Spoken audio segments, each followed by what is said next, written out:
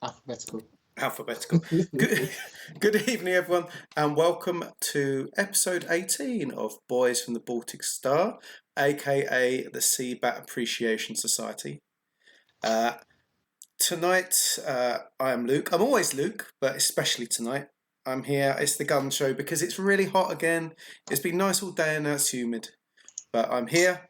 Hello. My erstwhile colleague, my good friend, and my ally in both revolutions and role-playing.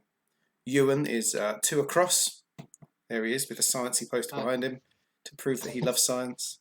And in between us, trying to camouflage himself sneakily amidst the curtains tonight, like some kind of sinister man, it is our beloved GM, Ben. Well, thank you. And if you don't already, follow us on Twitter at BoysBaltic. If you like what you see and you don't already, consider following us on here and so on, etc. If you got your points, spend them on the Imperial credits. There's lots to spend it on. Just click and see what you can do. Otherwise, it is over to the camouflaged Ben. So last time on the Boys from the Baltic Star, the travellers had a tense and tricky exit to the ancient building on the shore of the cove. They fought their way past a number of sea bats, large flying mammals, encountering some that were very large and covered with scaly armoured skin. During the battle, Stefan and Zoe were injured, but both remained conscious and able to move. Kara noticed that in a moment of pressure, Zoe seemed able to render a large sea bat unconscious without making physical contact with it. Possibly body odor, who knows. They picked their way back out of the mysterious structure and climbed out into the dark forest, sea bats circling above them in the night. And that is where we resume the story. Sea bats in the night. Don't. Are we going to spend 5 minutes exchanging glances? I think so. With what? With the sea bats? With the sea bats. With the sea bats. Hey, sea bats. How you doing? Roll for initiative. Yeah, no. Roll for romance. Right. So they've not. You said we came up. They don't seem to have noticed the kerfuffle of us massacring some of their kind. They're doing their early evening sort of nesting. So that sort of vibe. Exactly. Are there lots of them? Are we talking? Like, if they were birds and we were in the horror movie The Birds, we would be freaking out about all the birds. Roll a survival check. Me personally. Yes, you could. It's one of my feelings. Okay, the dice are starting cold. That's a 6. Now let's see what I've got. Survival 0 plus intellect 2, 8. We're okay. Possibly okay. You're able to tell that there may be a large column of them. It's not clear how many, but there are certainly some that are circling fairly low. You know, low enough that you can make out glimpses of them in the gloom. It's hard to tell how many, but you would guess at least dozens.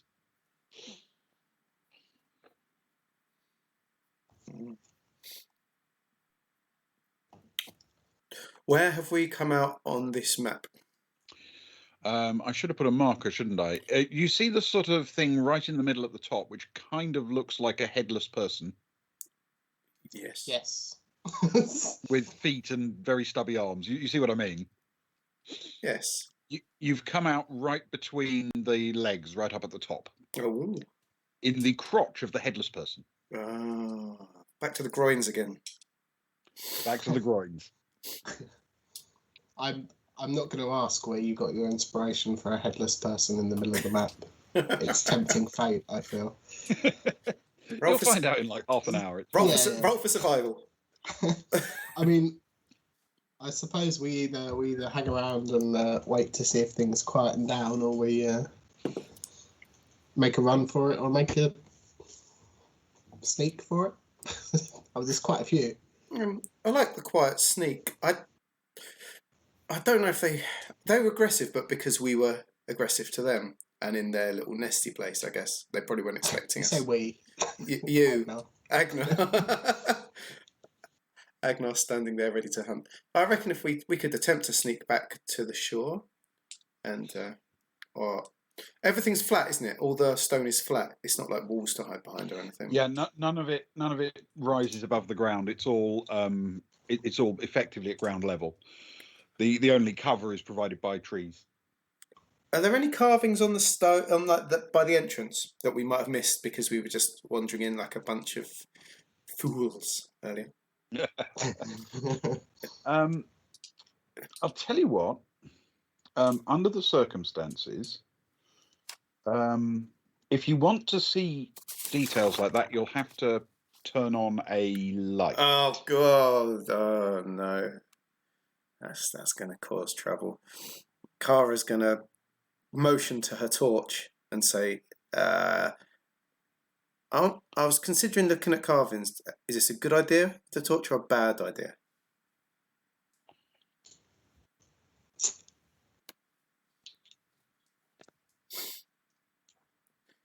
Did we notice them react to light at all when we were down there? I don't suppose there was much light, was there? We didn't actually There get our wasn't torches a lot. out.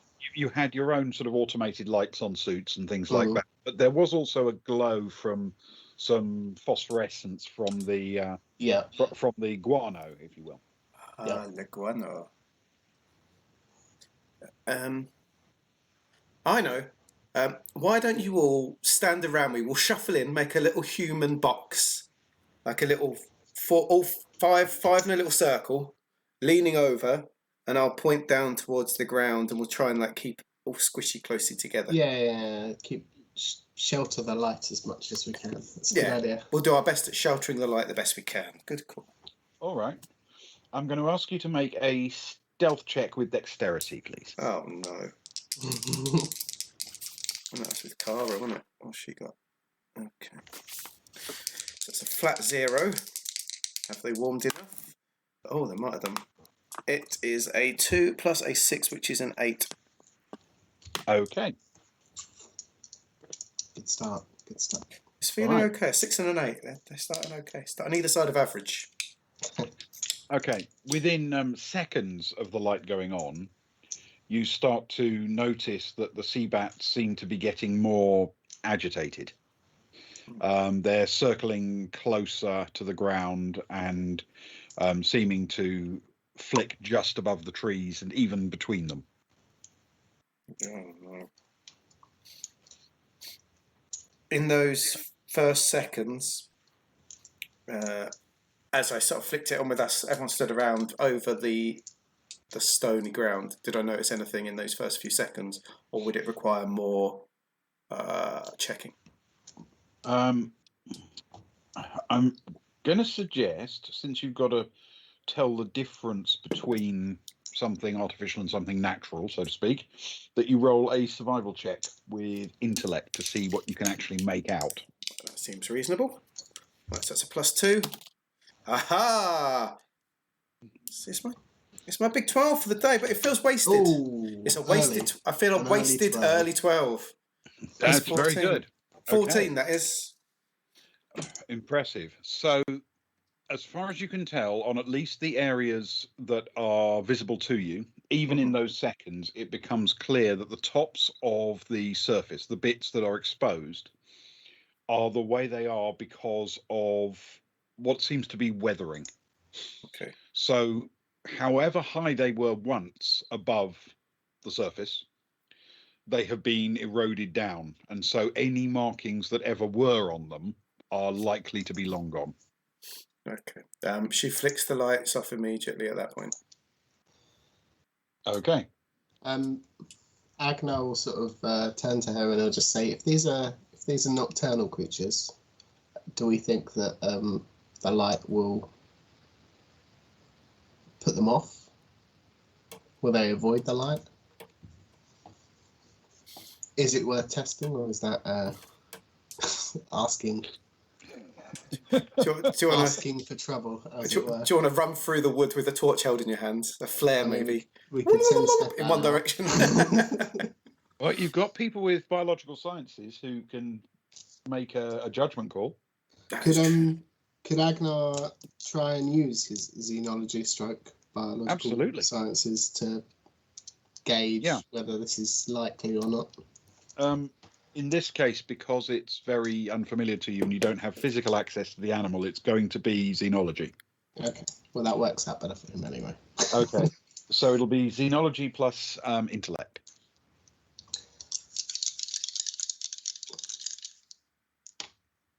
Oh, that's a 5 plus 1 is a 6.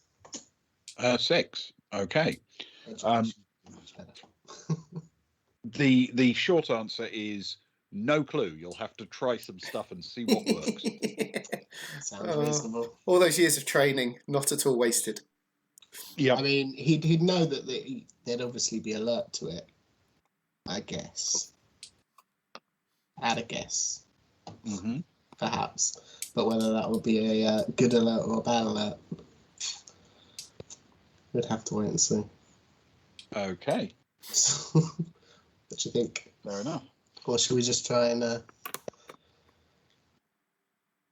use the trees and make our way back to the boat?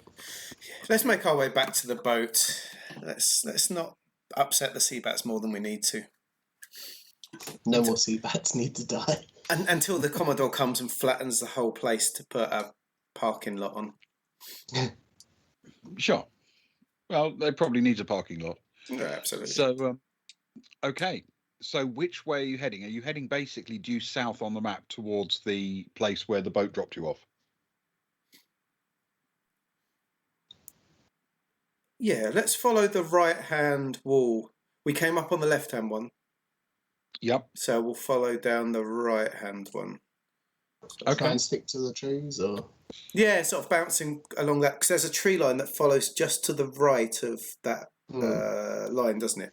So following that tree line just to the right-hand side of that. That's good. Okay, fair enough. Yep. All right. So, I'm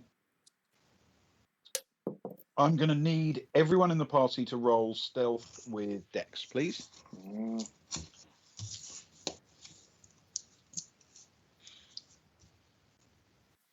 Oh, these are... Try and get some warmer dice. Oh no. Cara's hit 7.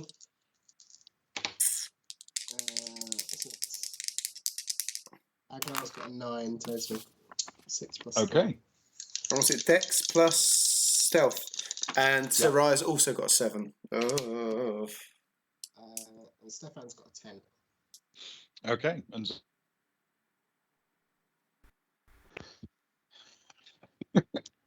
but then she has been injured, so maybe she's more cautious than usual. So what does she roll? Comes from hanging around with us. She rolled an 11. Thank you. The feed sort of reset at that point. 11. Ah, yeah. Yeah, but that counts as a 13 with her skills. Whew. Okay. So I'm next to you now. Yes. Yeah. So you move cautiously, crossing the little sort of interior of that box. You take your time. You're picking your way through the trees in the dark, and as you move, you start to the sort of sensors in your helmet start to pick up the sounds of sea bats literally landing in the trees above you. You can feel and hear the trees actually sort of flex as a fairly heavy flying animal lands in them. And the sea bats start to vocalize. They start to make these screeching calls towards each other. But behind you, you can also tell that some of those calls are starting to sound hollow, as individual sea bats go down the hole that you've just come out of and down into the underground complex. And as you move, you make it out of that little precinct at the north and then start picking your way down the outside, the sort of eastern side of that run down to the cove. You you discover that there are large numbers of sea bats that have landed in the trees that you're walking underneath. There are dozens of them. You can hear them. You can sense the way they're moving and adjusting in the trees. And as you make your move, every now and then, pieces of large fish, the guts and innards of them, sometimes drop out of the trees or fall draped over branches as the animals devour their meals. Does anyone get guano on them? Not yet. Oh. You pick your way down through, and despite the sort of tenseness of the situation, for the time being at least, the sea bats do not seem to be aggressive, or at least not enough to come after you. If anything, they're nervous, not aggressive. And you pick your way further and further down until you actually make it all the way down to the coast. And right there, you can see the Explorer 3, the boat, out there on the cove, lit up, not extensively, but a few, safety lights and running lights on the boat. And it is a very welcome sight. But there is no sign of the little tender that brought you, nor of the first officer who, drove it for you. There is no sign of Dawn Dorelli. And everyone knows we're useless when it comes to the water if we don't have someone to to do it for us. Can we, because we landed on that left path, didn't we? Yes. Is that correct? And we can see that from where we've come down, and they're not where we left them. You can't literally see the shore itself because there are some trees in the way, but if there was a boat there, you'd be able to see it. Yeah. Yeah. Okay. Cool. Can we radio for them? Did we have some form of communication with either the boat or the first mate? You do have communication systems, so you can call the Explorer 3 on your radios if you wish to do so. Yeah. Agnar will sort of look around and he'll flick on his radio and he'll just say, we're back at shore, we're ready for pickup. Okay. It's a moment or two before you get a response from Dorelli, and he says, yep, on my way out. I got a bit freaked out by all those critters. Can you light up a light on the shore to steer me towards you? Agnar will say, yeah, I'm pretty sure we can. Not sure what sort of attention that'll attract. Do you know, are these bats hostile towards light? Not that I know of, but then we generally see them at a distance for the most part. They stay away from the boats. Agnar would remember how long it took us to get here from the boat, right? Yeah, just a few minutes. Okay, so we'll give you a couple of minutes just to get in and set off, and then we'll light up. Okay. Carver, is it worth setting the light up? How far is it between the two weathered walls? What was each the square? ones that reach the shore. Yeah, what was each square? It's something of the order of about 9 or 10 meters between. Okay. She'll sort of mumble to Agnar, is it worth putting the light there and telling him to aim 10 meters to the east? Just so that we're not bringing them directly down on us. That's a good idea. Does that work for you? Hill? Sure. I'll aim 10 meters to the right of the light. Beautiful. Wonderful. Okay. So who's going to go and plant the light? Should be the person with the most chance of sneakily getting back. Makes sense. Although I haven't said that, we don't want Stefan to do it if it is him because he's broken. He He's is. a bit damaged. Agnar's happy to do it if you want. Okay, and he's at least well armored. Oh, Yeah. that's true. And Yeah. actually, his stealth is equally as good as Stefan's. Okay. Somehow. That's Not sure where he Yeah. picked that up in the military, but yeah. I imagine it was probably sneaking past gate guards. Yeah. So, if only he'd used those yeah. skills. Yeah. Yes, you learn a lot of useful things in the military. He heads out to plant it. Can you do me just one stealth roll with Dex, please, Yes. Ragnar? That's a 5 plus 3, Okay. luckily. He makes it perfectly comfortably to the western of the two walls. Pops down his light, turns it on, and begins to withdraw. And within a few moments, you can detect a slight difference in the sounds and the agitation of the sea bats. They seem a little bit more, a little bit more active suddenly, and one or two of them start drifting through the trees at lower level as if they're looking for the light and wondering what it is. But they don't seem aggressive particularly, just curious. Okay. And Agnar makes it safely back to the rest of the group. And a couple of minutes later, you get a call from Dorelli saying,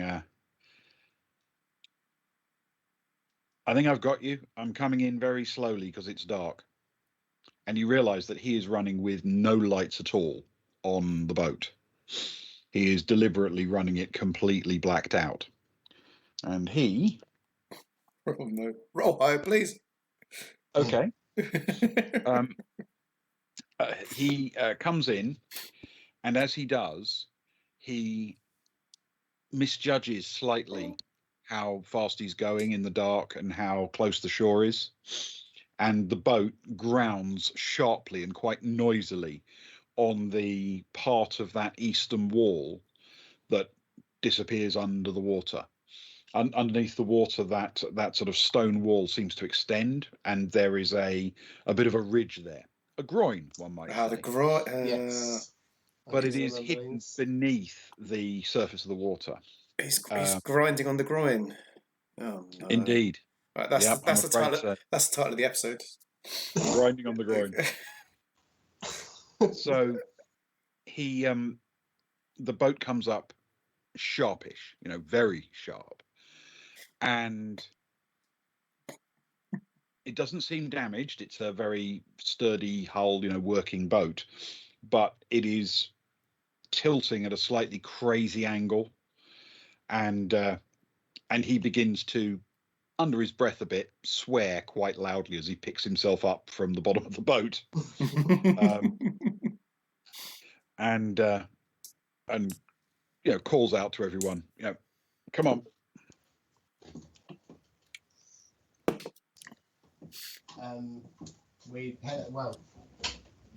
You was literally getting on the boat. Yeah, sorry. More cat related to nuisances. Stefan will head straight towards the boat. Okay. I mean, it's not far, right? If it was far, he would do it as quietly as possible, but it it's is right there. It is feet. Yeah, it is feet. Because of the way it's grounded, you've got to splash through a few inches of water, and it's a slightly crazy angle. I'm going to ask everyone to roll a straight dexterity check, please. Oh no. It's not a hard one, I promise. Oh, good. Well, you say that. Can I get Dex Athletics added to this for Stefan? You most certainly can if you have it, yeah. Wonderful. We'll do Stefan first then. Cara hits a 6. Oh, which is not particularly great. Stefan rolled a 2 Oh. plus 4, so he also hits 6. Okay. Wow, that was handy. And Yeah. I think Sarai's going to stack it. She got a 3. Okay. That rolled an 8 plus 2 is 10. Ooh. What's your strength, Agnar? Agnar's strength is 3. Is 3. Okay, can you roll for me a strength check, please? Save me. Can I add my athletics strength of 0? You can absolutely add 0 to this. Yes. Oh, wonderful. It's a good roll. It's a 9 minus 1. It's an 8. Okay. It's an okay roll. Yes. As she slips, Agnar reaches out and grabs her arm. It doesn't stop her going into the water. She splashes down into it, but he hauls her back up, a bit ungainly, but hauls her back up and pulls her to the side of the boat. And they, between them, manage to scramble her over inside. And Dorelli flicks on the little electric motor, and you can hear it whining, but the boat's not moving. It seems beached, and thoroughly so. He gives it another little burn on the motor. No luck at all. And he then says, "Right, someone's going to have to hop off and push us off."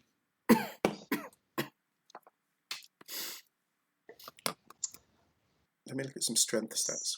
Stefan will look around and he'll say, "Do you want me to?" He'll jump off. Oh, Okay. Steph, you be careful. Assuming no one else is eager to. If it's a strength thing, that is like our party's weak spot. We're all Well, it certainly pretty is. feeble. Yep. You be careful though, Stefan. You're injured. Don't do yourself. Don't split your wounds open or anything. Pushing too hard, yeah. Get a hernia. Definitely don't get. We don't need a hernia. I can tell you it is definitely going to be a strength thing. Yes, you can easily identify that based on context. Yes. You be careful. Okay. Don't overexert So, Stefan, yourself. I need you to make a strength check with disadvantage, please, with Bane. Oh, I didn't have 3 dice warmed up. Uh-oh. Luckily, he has a 0, and then another 0 in strength athletics.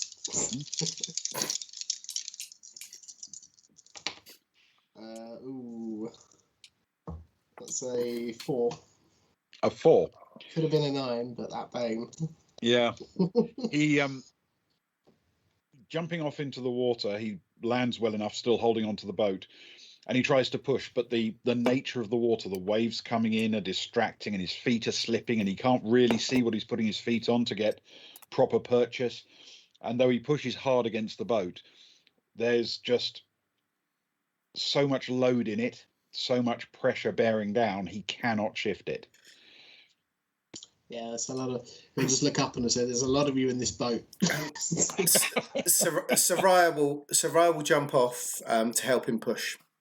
At least she's rolling at a 0 with her strength, so she's probably the next strongest in the party. So, and Stefan will say, "Can you give it someone the motor as well when we push? If he wasn't before." Yep, sure, I can do that. I'm tempted to say Zoe will join you, but she would actually offer a disadvantage to the group. See, we get a strength check. As much of the group would, I think, at this point. Yeah. I thought this is why we need to get Sarama involved, the older engineer that me and Ben were talking about last night. I reckon he'd be handy in this situation. Mm-hmm. Yeah, this is very much his hitting zone. Okay, so with helping each other, this becomes a chain. Oh no. So can both of you please roll a strength check with Bane? Yes. Yeah. This chain is not going to help anything. To be fair, if Zoe jumped out and helped us, it would lighten the load of the boat, and then even if she, Even if she didn't push, just get off the boat. even if she didn't push. Oh my goodness, I've done good.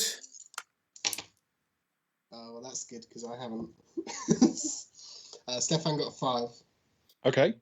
That's some good rolls, Luke. I got 16 minus 6. 10. 10. Okay. All right. As you push, you can actually feel it starts to grind, and the motor does catch. And as it does, the people in the boat sort of bob up and down a bit to try and help shift the weight, and it suddenly grinds off, and with a horrible sounding sort of unpleasant dragging noise, it does in fact come free. Hooray! And the two of you can scramble back into the boat as it bobs free, and yes, you do make it successfully onto the boat with the help of your comrades, and and Dorelli very gingerly reverses the boat away from the shore before turning, and even then he's very cautious as he guns the engine forward a little bit and steers out into the cove. Stefan will just give him a little nod as we get back on. Yeah, thanks for the assist. And take his seat and nurse his wounds. Yes. Yeah.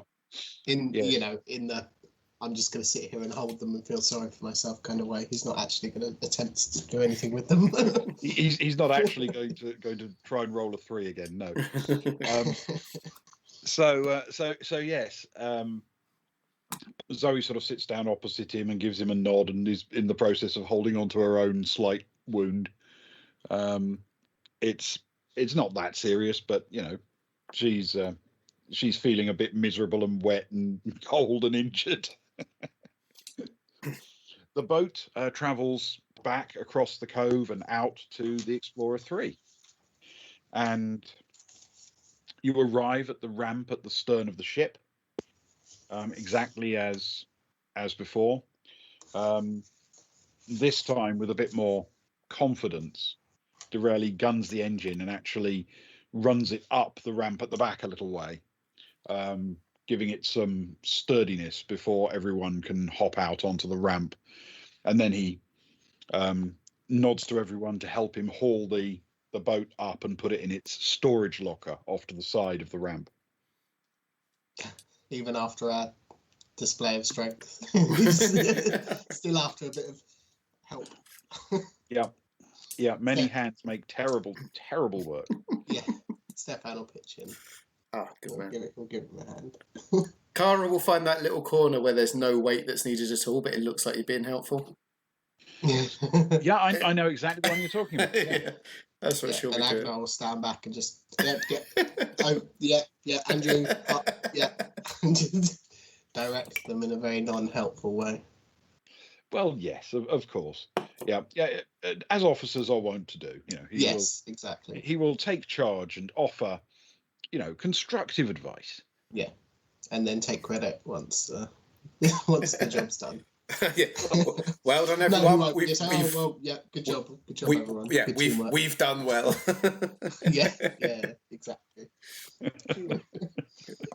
Yes, we've been a highly successful team. Excellent teamwork.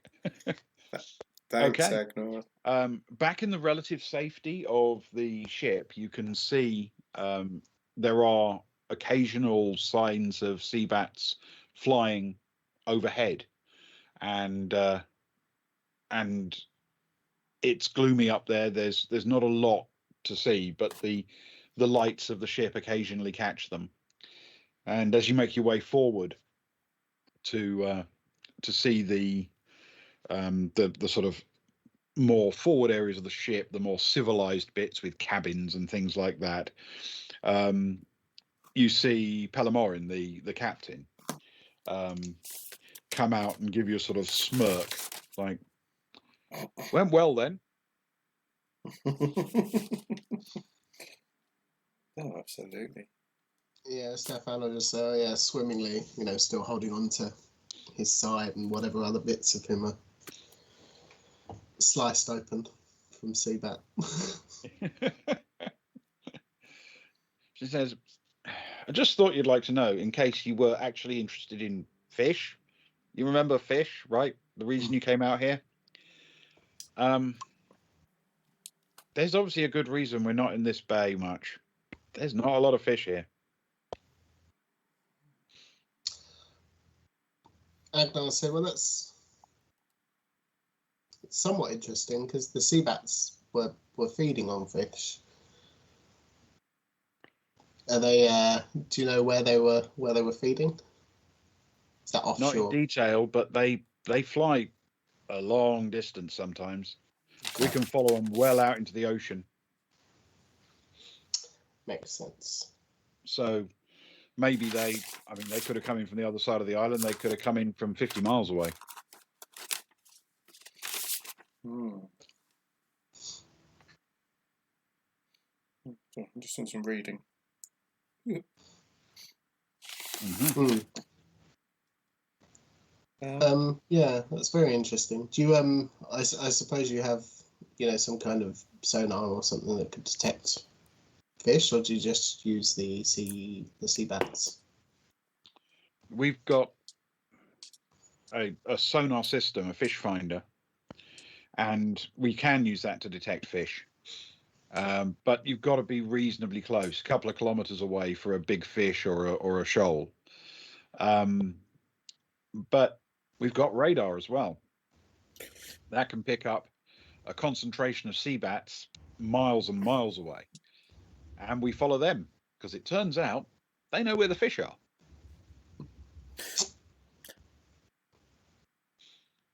What if there were...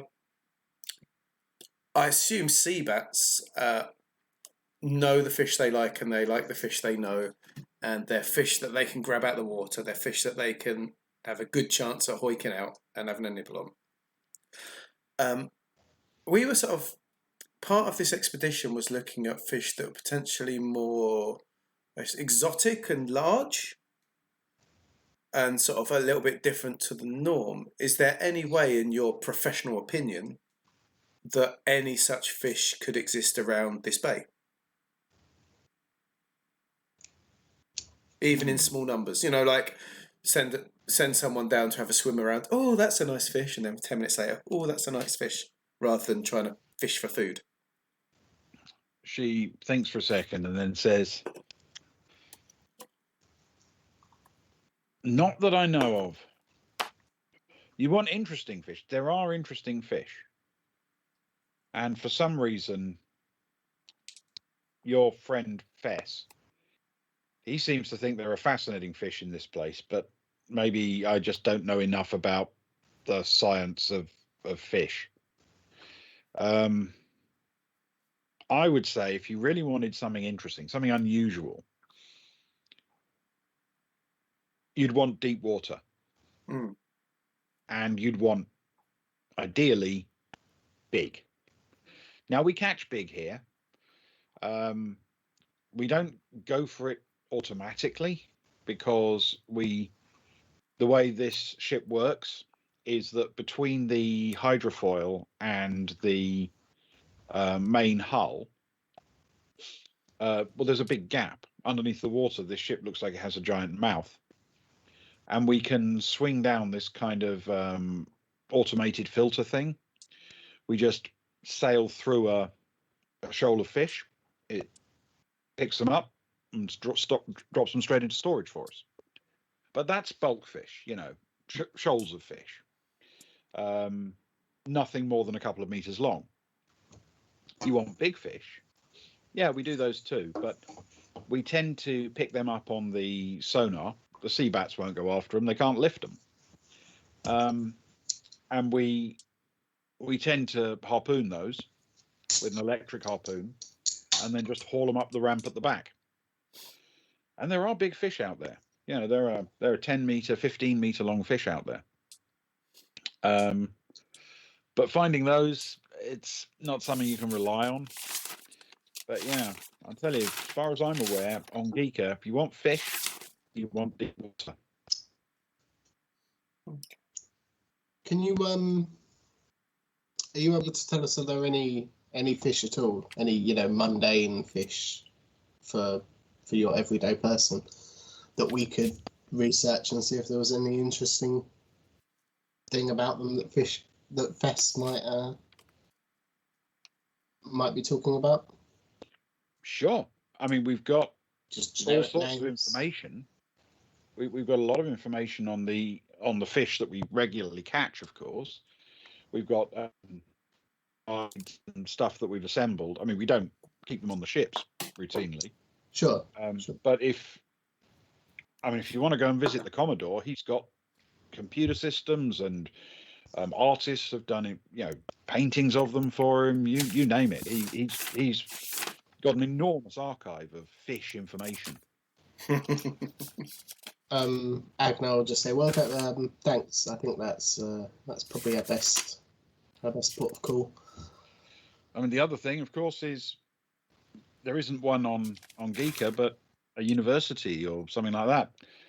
You know, the places that publish Fess's work. Fess. I'm going to write some points. At that point, Agnar will just say, "Cara, have you got a second? Just not, you know, well, he's going to do it, obviously, isn't he? Just say, 1 minute. I just need to converse with my colleague," and he'll just say to Cara, I did run a bit of research on Fess and his work with fish, and came up with some papers, as you know." Would you be able to start a search on any potential research that Fess has done into carvings?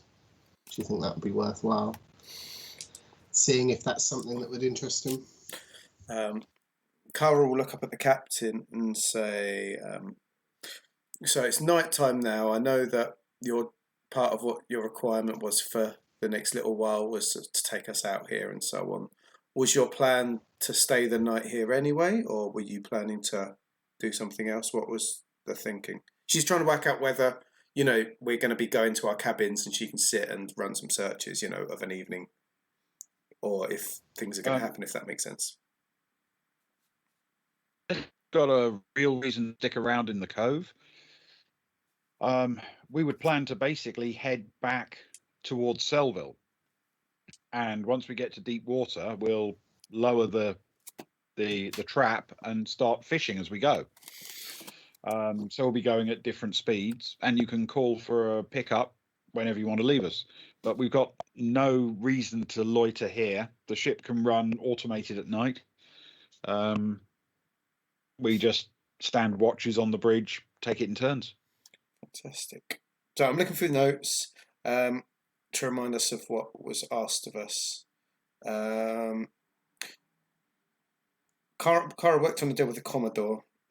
The Commodore's got some risky, unusual fish that are packed.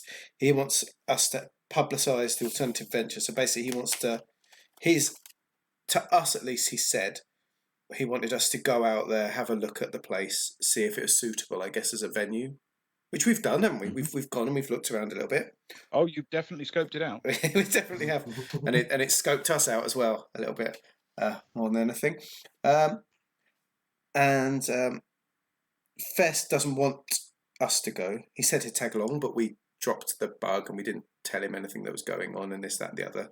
So as far as we know, he's not around. He might be on the boat for all we know, but we don't know anything about that. So I guess that is a good chance. So Cara will say to Agnar, she'll say, "Okay, if we're heading back, if we're settling into the cabins for the evening or whatever while it runs us back, if we stay on the boat for because it's a long trip back, isn't it, on the boat? Because it was a few hours out on the thing. How much of it you want to do on the boat and how much of it you want to do in an air raft, because you can call for pickup. Yeah. I'm just wondering whether do a little shift on the boat people get their head down for a little bit, and I'll do a bit of a computer scan, and then after a few hours get the aircraft, because she said she needs a bit of warning anyway, doesn't she, to come get us? Yeah. So if we ping in the warning, it's going to take her, a few hours to get to us anyway? Yeah, probably. Yeah. Okay.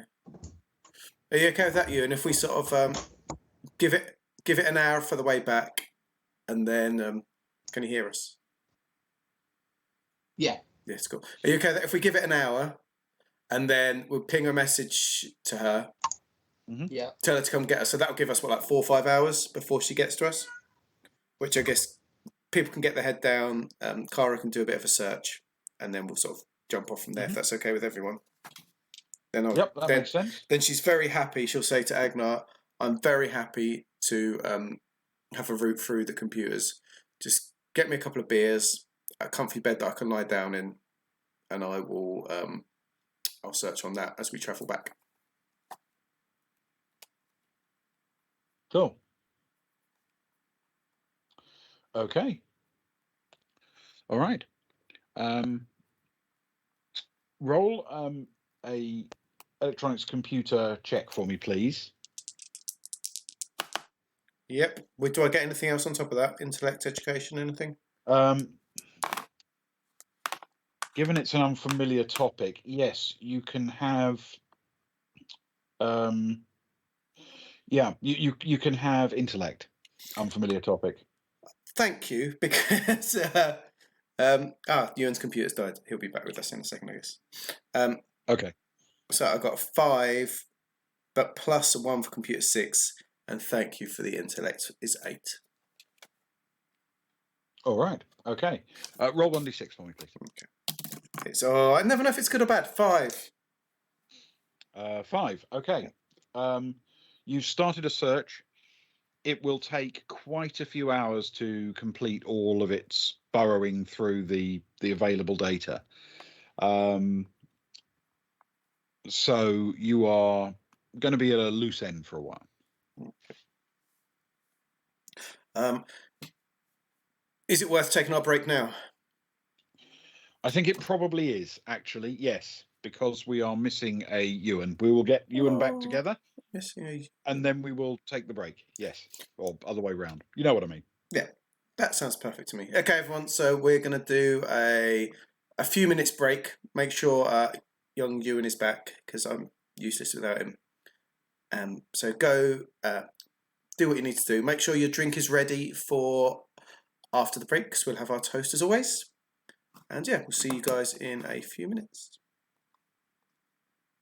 Well, we will, when I can find the stupid break time image. Too many things now. Hang on, there we go. Okay. Break. Close us. Turn me off. Turn Ben off.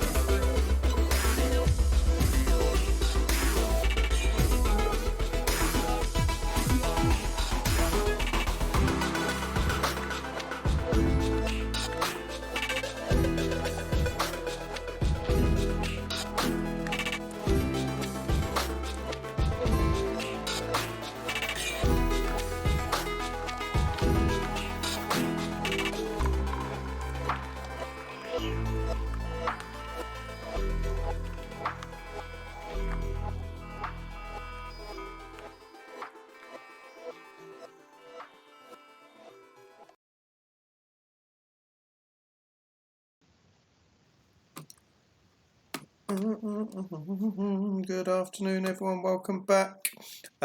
We are back. These are Revelation, by the way. Katsukari flavoured crisps from Co-op. If you're English, get them. They are stonking. Over to you, Ben. As is our tradition at this point in the proceedings, we always raise a glass to a fallen comrade, someone who is very dear to our hearts. So, without further ado, let me toast the late, great Grey Hill Bast. To Grey Hill Bast. To Grey Hill Bast. The late, great.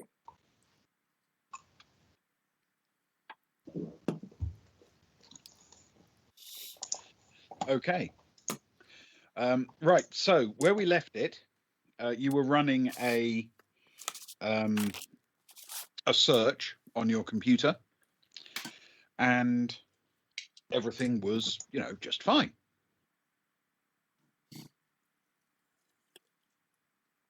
Glad we're doing it on my computer, not Ewan's. Yeah. Okay.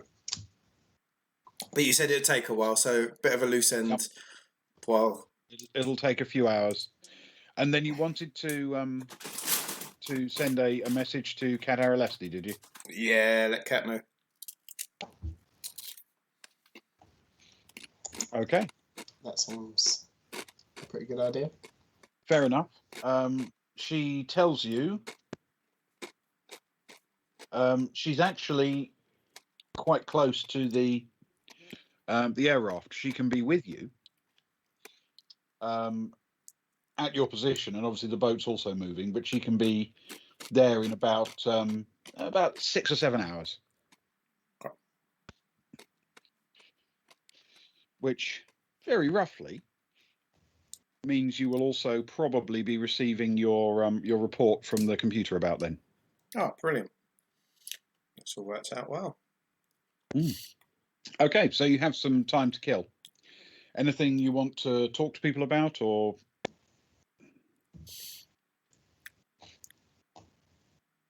The two on the boat, do they seem a very professional pair, or do they seem like, now that it's sort of been, turn it on, point it in the direction, flick the switch, let it go, like, have their demeanours changed in any way? Do they seem chill, or are they focused? What's the vibe?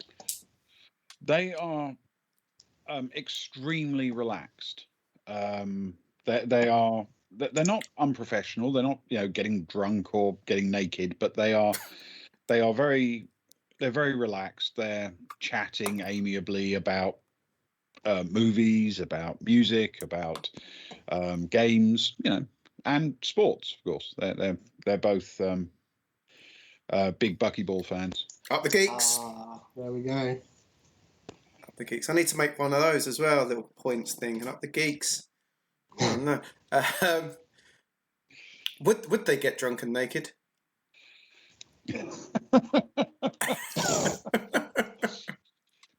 You'd like to ask? No, I don't think I will, actually. I'm a bit too close to being thrown overboard. However, if they wanted to pass their time, Cara's like. She's got a bottle of beer in her hands and, you know, a deck of cards in her pocket. Everyone's chilled out and relaxing. So I guess we're all sort of in the living space together, I guess, then, if they're both there. Yep, they're both in the sort of fairly large open bridge area, which is also, it's got some relaxation space and you can join them there. And if you'd like to play a game, I'm entirely enthusiastic about that. Possibly some game of chance. We could even do some gambling. Who knows? How about we gamble in game and gamble in real life regarding the toast? This is what I was thinking, yes. Yeah. That seems very reasonable. It seems a good opportunity to do that. It doesn't. Get a particular monkey off my back, so to speak. Potentially. Yeah. Potentially. It could come back bigger and hairier than before. Okay. They play a game which they actually play with a computer system, but we will replicate it with dice. Ah, good old dice. But that's good, because I might have more luck with that than I have computer systems today. That's true. Hopefully. Let's find out. All right, so who's going to play? Both of the crew will play.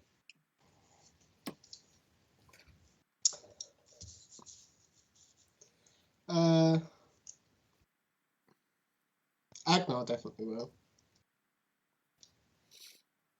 I suppose it depends on everyone else. Stefan's probably up for having a drink and unwinding a little bit after taking a beating. Okay. Some giant sea bats. Cara will, she'll sort of, knowing that her and Zoe sort of seem to get on okay, she'll sort of do her thing of trying to ease Zoe towards the table. Come on, we're gonna gamble. Chill out for a while. Come and relax. We've got a bit of a journey ahead of us. Let's just enjoy a couple of hours. I know you love. Yeah, I know you love a gamble. It's the first time we met you. You were raking it in. Yeah. All right. So Zoe will play. Cara will play. Soraya. Yeah, she'll come and sit next to poor old Stefan, and she'll definitely join in. So effectively, everyone is playing. Yeah. Okay. So the way the game works for our purposes is that you put in 10 credits for each round you stay in the game. You can drop out at any time you like, but you put in 10 credits for each round. Each round, you roll a die, but you don't know what the other people have rolled. Mm-hmm. And at any point, anyone who's still in the game calls, and whoever has the highest total wins. With me? Yeah, so you could go big early on, but you might make less than if you hold on and risk it to make more. Yeah. Broadly speaking, if you think I've had 2 good rolls or 3 good rolls on the trot, I'm probably in the lead, you can call it and the pot goes to the highest, or split if it's 2 people tied. Mm-hmm. But obviously the longer you go, if people stay in, the more money there is to be made. Okay? Yeah. Quick question, Ben. Does Gambler come into play here? It does. Oh, yeah. Wonderful. Yeah. For each point of Gambler, you can add 1 to the total. Yeah. Not to each roll. Not each round. Only after the 3rd round. Yeah. Okay. Cool. So if we hit the 3rd round, Agnar gets to add 1. Yep. Which seems reasonable. Okay. So does Cara. Given his skill. Okay. And it's just one die each time. Yeah. So we keep going until we've got more dice. I guess no one's really drinking, so Cara's carouse. As much as she tries to hype people, no one's drunk enough for her to egg them on at this point. No, not really. Sorry. All right. So, for the sake of my paperwork, I'm just going to keep track of how many rounds they've gambled and then change my total at the end. Yeah, I think that makes perfect sense. Okay. So we'll just play one game through, and whoever wins, and whoever loses, loses, and what have you, right? Yeah. Okay. How many hands are we Right. playing, sorry? Are we just playing? We're just going to play one full round Okay. because we've got effectively 7 players. That's So it would true. take a while if we did each round, if you see what I mean. Yeah. Okay, so everybody rolls 1 die now and makes a note of what it is, but doesn't tell the other players, so to speak. Yeah. Okay. Start off with that now.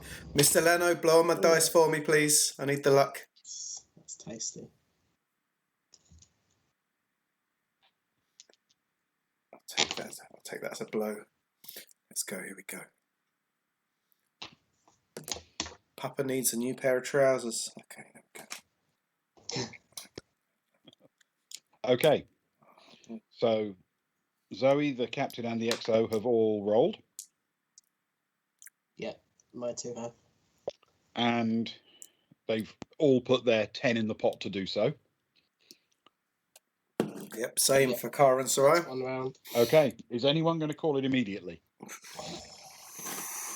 What we're saying, lowest overall score is going to be doing the toast, yeah? Yes. So highest will win the pot, lowest does the toast. Okay. Mm. No, I'm not. I don't think either of my 2 will call it. Yeah, be brave. Come on. How many? There's 7 in total. Yep. So that would be 17. And no, that's fine. My 2 will both stay in for another round. Okay. I spend more than that every time I see Tim. Yeah, that's true. I need a much bigger pot to get all my Tim money back. Right. Yes, good point. Okay, everyone's staying in for 20 credits. Mhm. Here Okay.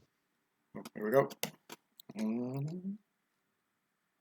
Let's keep them the same rate. Oh.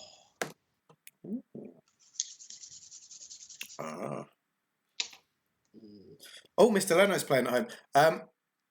I'll tell you what. I'll get you something. I'll work something out for you. How about that? You don't count in the overall score, but if you beat our overall score, I will work out something special and Baltic Star related and email it to you. If he comes last, does he have to do the toast each week? Oh, he has to type. He has to type out toast. I like that. Okay. Seems only fair. Danger. So,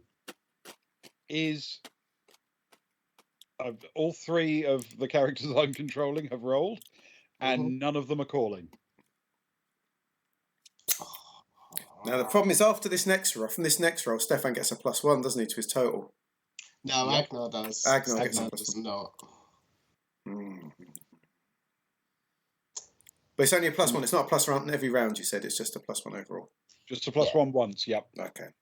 I trust It would be too powerful otherwise. I trust that he's rolled badly so far. I'm not calling. See, this is where the toast is a bit of a problem because one of mine would potentially call, maybe push for some more money. The other one definitely wouldn't. No, let's go another round. Okay. So it's 30 credits each.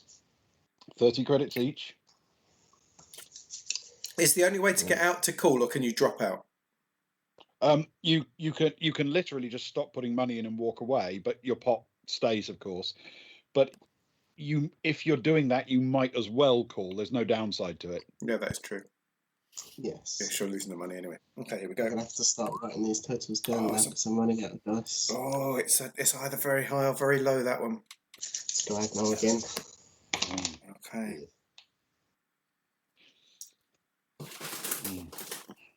No, there's no way any of mine are calling.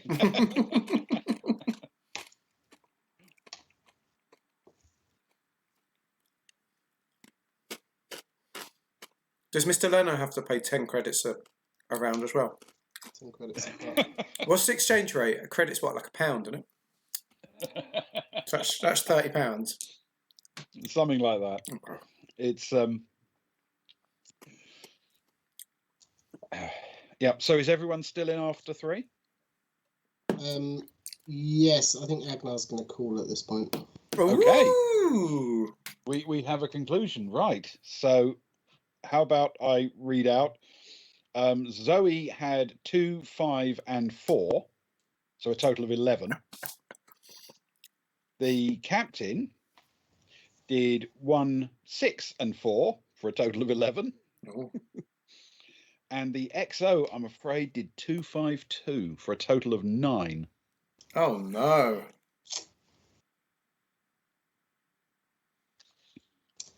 Oh, Mr. Leno's got 10. 10. Oh, he's not the bottom of the pack then. He wants to know how he can do the 30 credits. Just do 30. I'll drink to that. Don't really. Don't spam it. So, Agnar, what was your total, including your +1? Agnar rolled in order a 6, a 6, and a 3. Oh. Wow. So I apologise, but I think that makes 16 It does. with a +1. Yeah, with the +1. That's a hell of a good score. I know, Okay. he was tempted to call both on the first and the second one. Cara? Credits. I'll do Soraya first. Okay. A 1, a 6, and a 5 gives a steady 12. It's in the middle somewhere. The 12 is 12. safe but no cigar. Okay. And Stefan? Stefan, as if dice average out and for some reason the same person rolling both of them gets some form of average over these things. Stefan rolled a 1, a 2, and a 1 for a total of 4. 4. Okay. Fair enough. Which leaves Cara. Cara got a 6, a 4, a 6 for a grand total of 16. Of 16. Yes. Okay. A tied game, I Blimey. believe. It is a tied game. Now, thanks to Mr. Leno, for some reason there were in fact 8 players. Oh, that's true. So that's 240 across the in the pot. Yeah. So the 2 winners each collect 120 credits. Wonderful. Minus the 30. Minus the 30, yes, so 90. Okay, that's good. She needed that. And then I'll minus 30 from Stefan. And I think I'm right in saying, since the worst of the NPCs got a 9, that means I'm not doing the toast next week. No. Yeah, I think you're... Cheers, Mr. Leno. Oh, you got the new flashing ones. My eyes.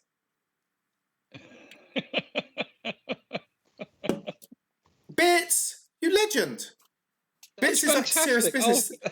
Thank you. I think that puts you on some leaderboard or something when that It happens. really does. Thank you, Mr. Leno. That's very, very kind of you. Much appreciated. I'm a hero. So Stefan, but more importantly than getting lots of bits, which is a wonderful thing, Stefan is doing the toast from now on.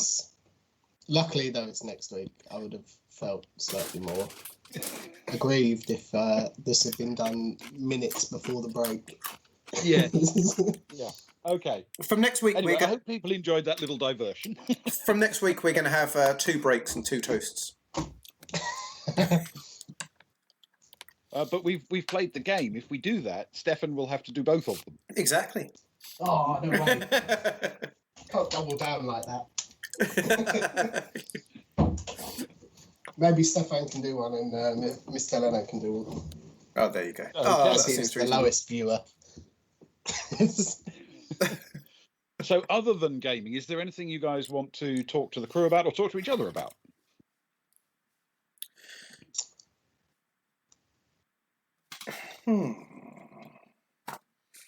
You always catch us off guard with this one, Ben, or you always catch me off guard with this one. I'm trying to think of... Yes, it's a real shock being actually asked to do some sudden role playing. Yes. What would you like? A role playing game going on. Yeah. Oh no.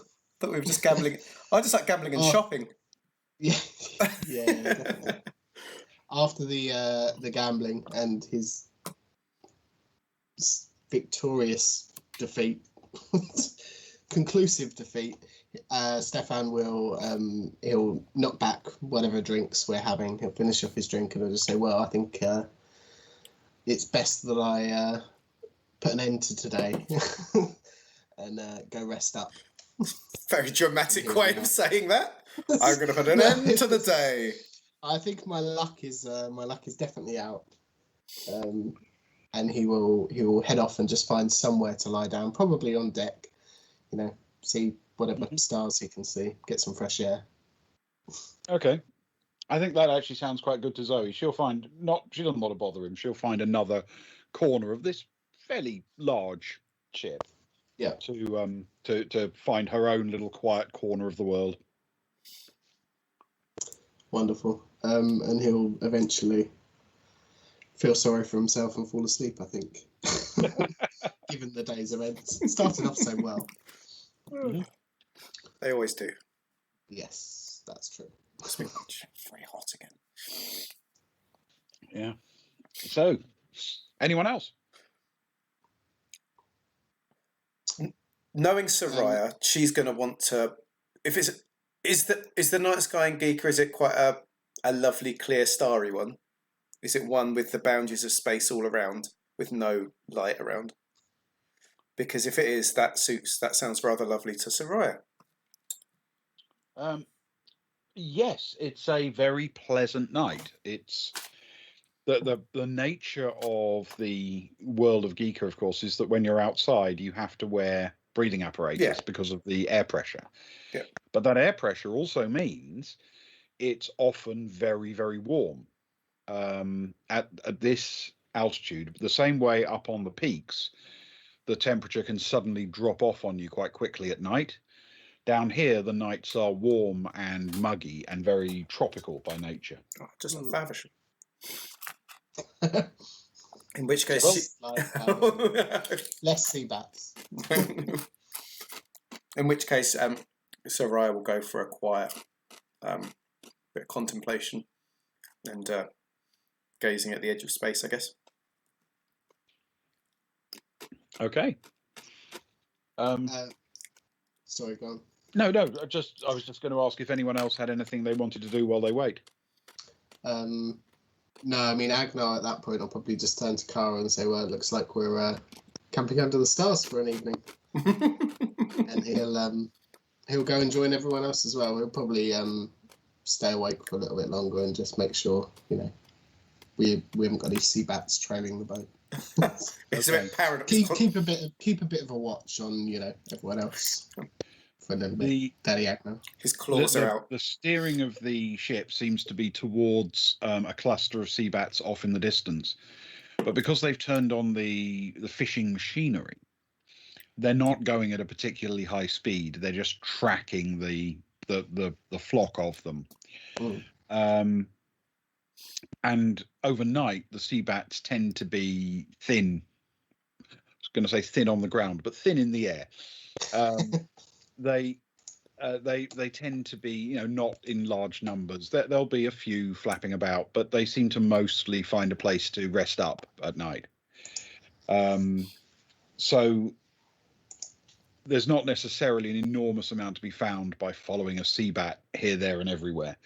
So what they are doing right now is moving slowly and just picking up through their rather complicated filtration system a steady, if not impressive, trickle of saleable commercial fish. Cool. As she's still there, I don't want to make a big thing of this session, this little bit of the session, if it's not needed. But Kara's going to grab another beer or two, and she's going to slump down next to the other two, and pull out her phone. Hi, I'm Kara Lasker. Welcome to the Explorer 3. I'm here with the good Captain Pelamarin and the finest man and the saltiest sea dog on all the planet, our good friend Dawn. And what about this life is so good? Let our viewers know why they should be a fisherman in Giikur?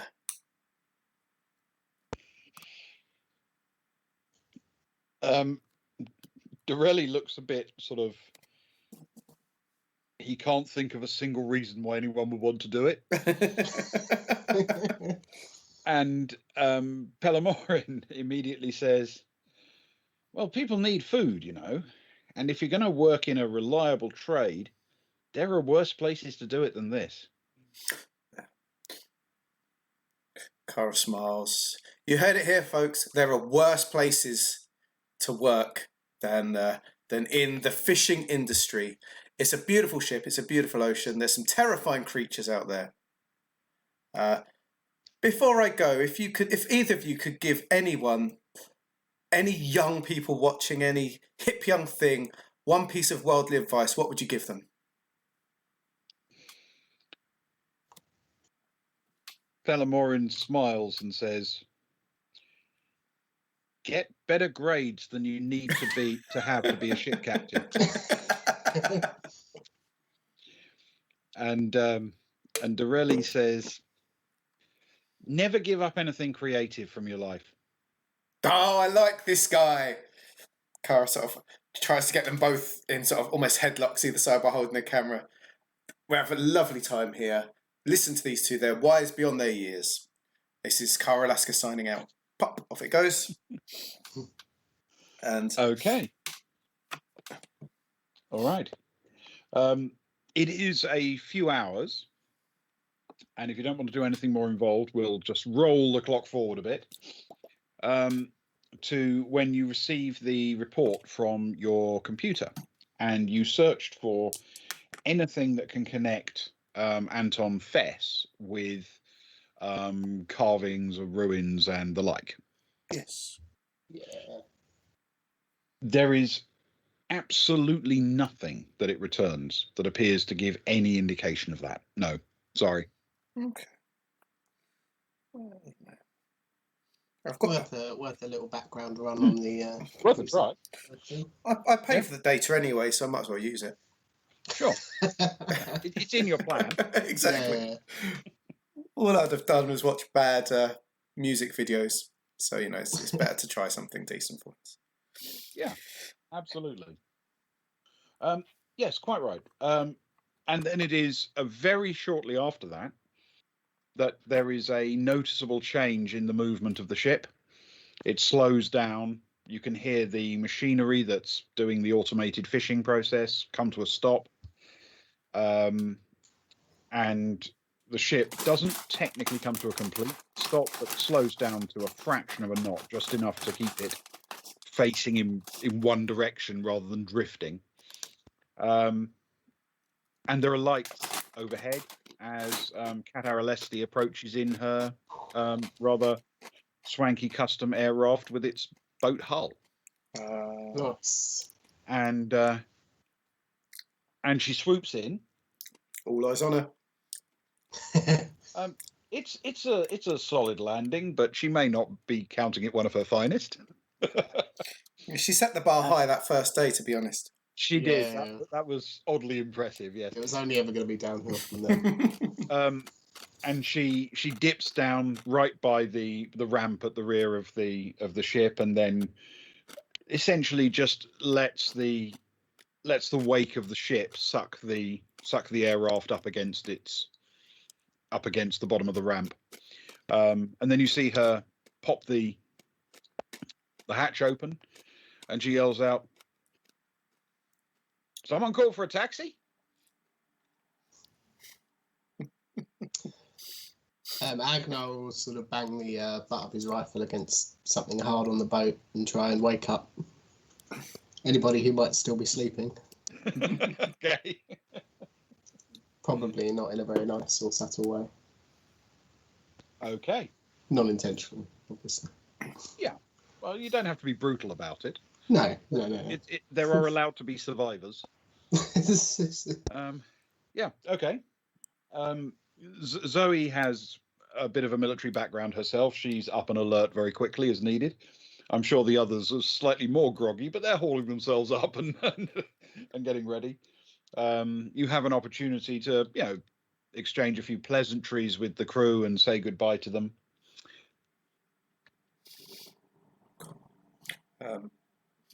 Cara will shake both their hands, force a hug on them whether they kind of want it or not. But in a friendly way. In a friendly way. Thank you so much for your time. You've been wonderful hosts. And I'm sure we wish you all the best in your fishing endeavours. And then she turns directly at Dawn and says, don't you ever give up on your artistic, creative endeavours. Promise me. Stares at him. Promise me. Promise me. Look at me. You're going to do something. Swear a blood pact. Next time you got a bit of free time, you're going to do something, yeah? You said it. You said it to camera.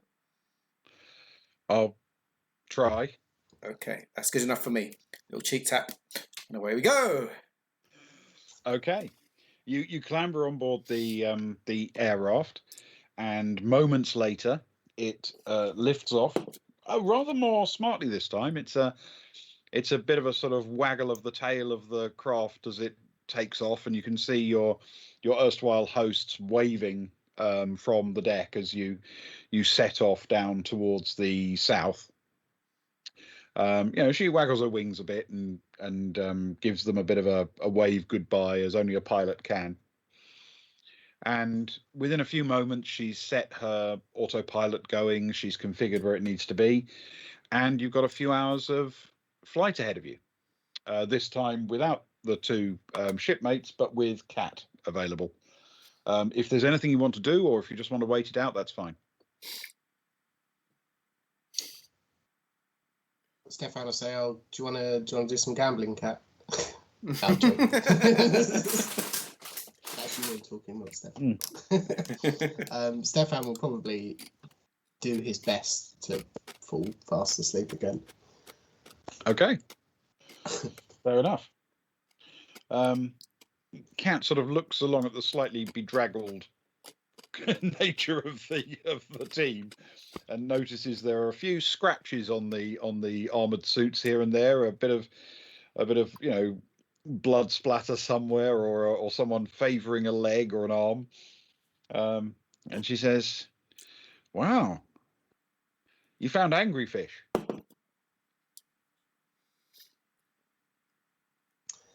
Agnar will turn back and he'll just be like, "Well, we didn't actually find any fish, believe it or not," and sort of looks up and down himself. Maybe one, but it was dead. Oh, yes. She thinks about it for a second and says, "You guys may be the worst fish explorers in the world. The ocean's full of fish."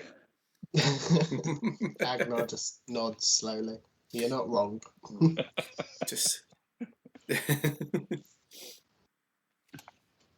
She gives a grin and a little tap on his shoulder and says, "Right, where to? Back to the hotel or somewhere else?"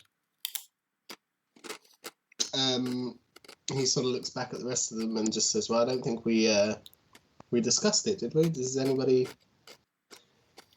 What time? Got any plans? Does anyone want to go anywhere else?" What time of day is it? And what time of day will it be when we get back to shore? It's a little before dawn. So you'll be heading back.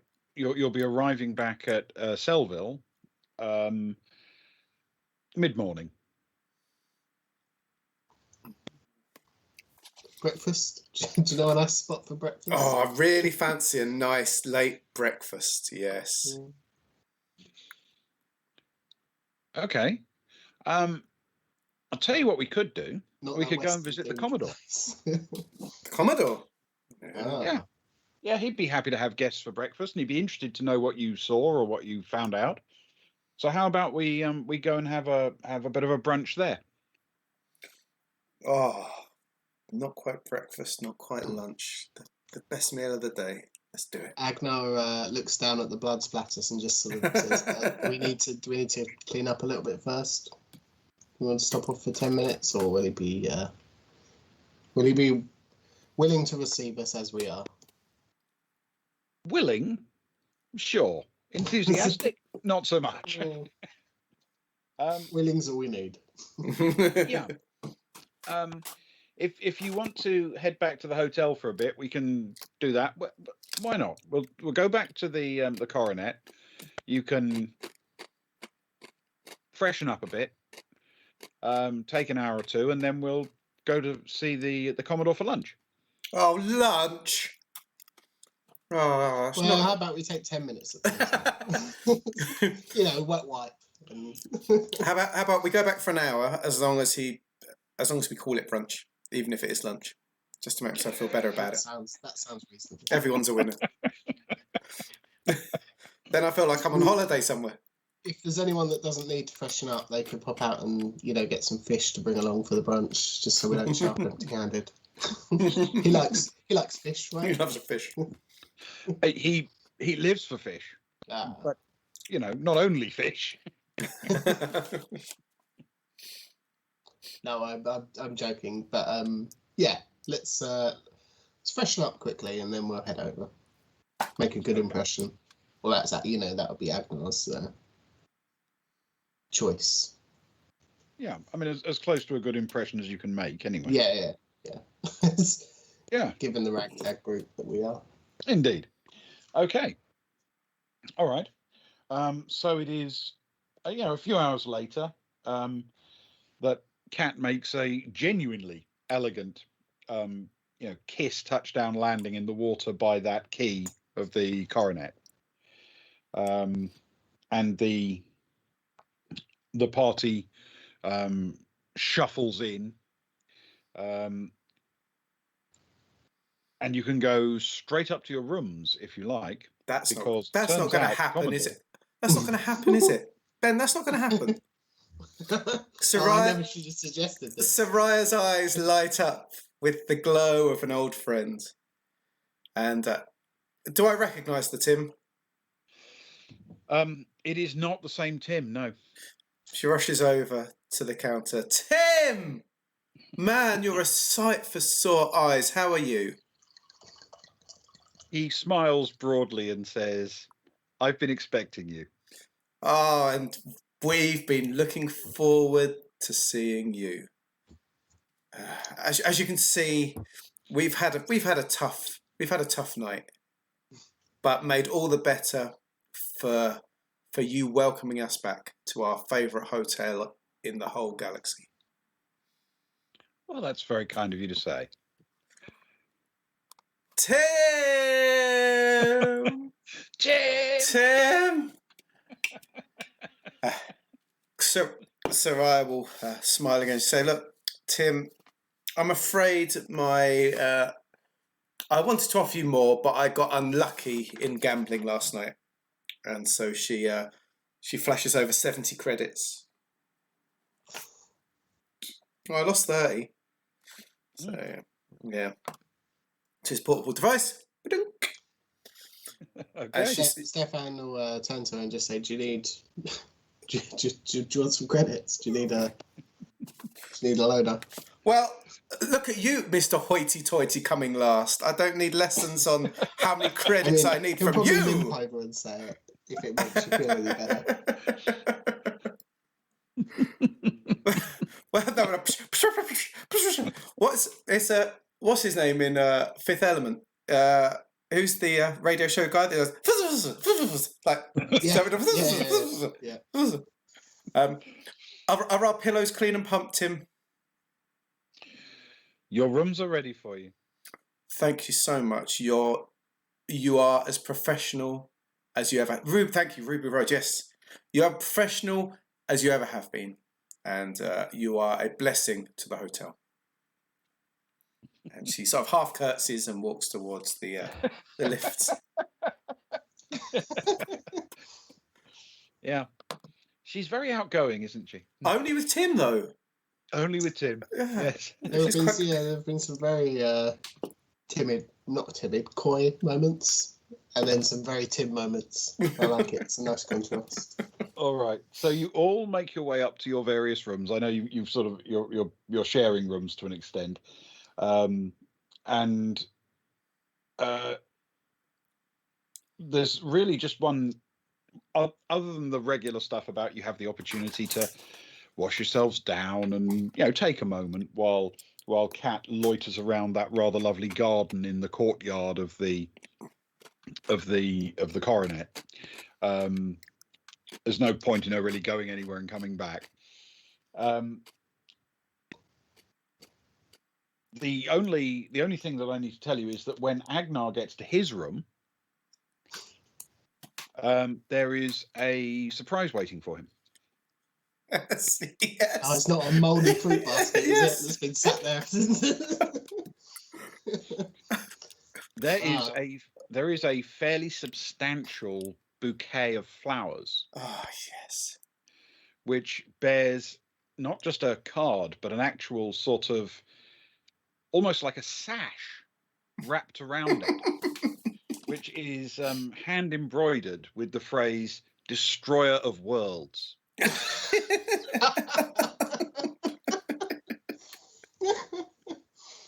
Oh, wonderful.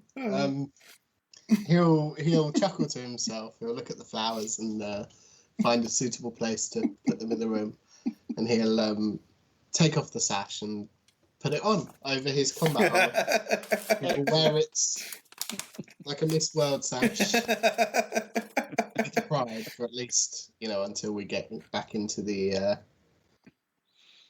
shuttle to take us to the Commodore. He's not gonna wear it to the Commodore. No, I might not give the best impression. Well, of course, you want to make a good first impression, and wearing a giant sash around you which says "Destroyer of Worlds" is clearly the best impression. It definitely has its place. There are certain social situations where that would give an amazing impression. I agree. Yeah, Fish trade, not so much. maybe not in every circumstance. No. Okay. So, is there anything else you need to do before you head out and get back into Kat's air raft? Given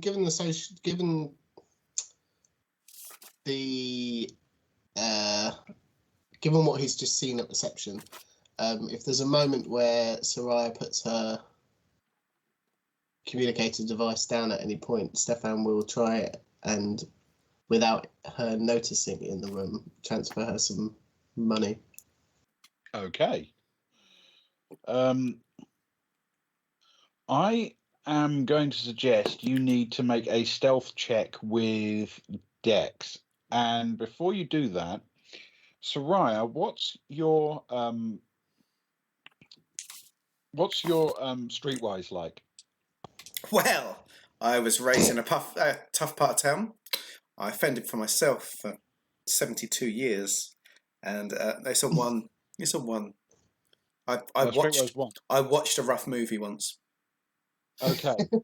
In order to make this, then you're going to have to hit a 9 on stealth plus Dex.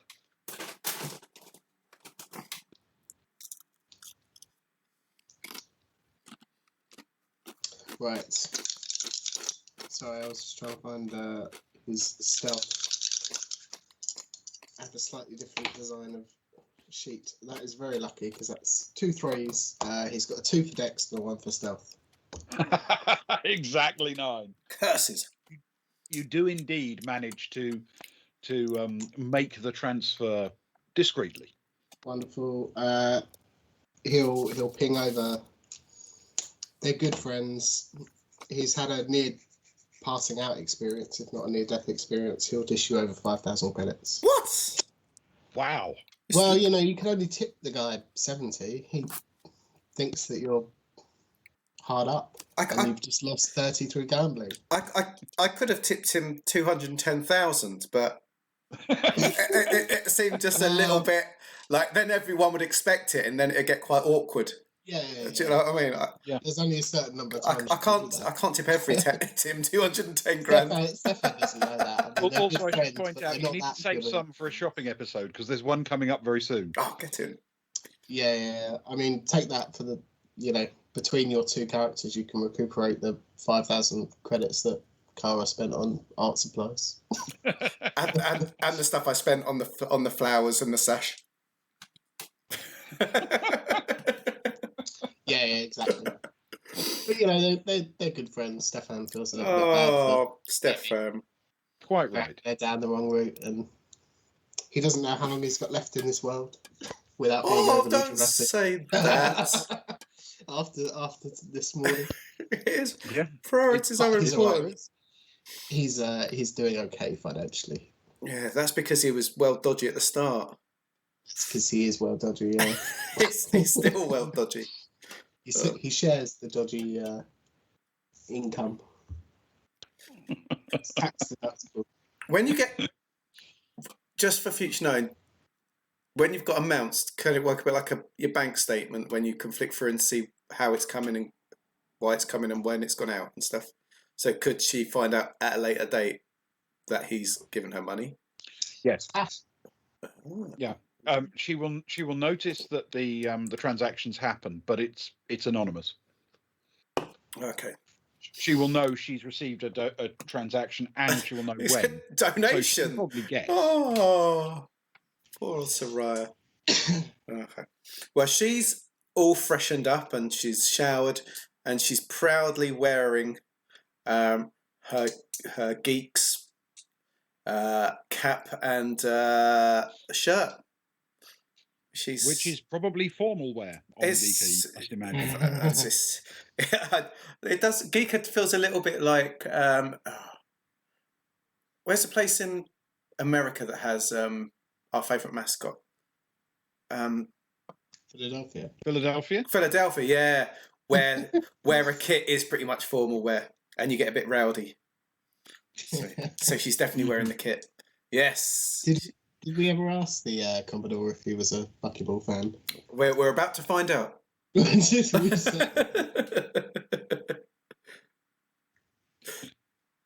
Yeah. Okay. All right. So, without any further ado, you'll make your way back down and reconnect with Kat Aralesti, and she enthusiastically waves you onto the air raft and says, "Yeah, the Commodore's dying to see you," and sets off on a not the most elegant but functional of takeoffs and flies you straight over the lake, and then down over the drop of the dam,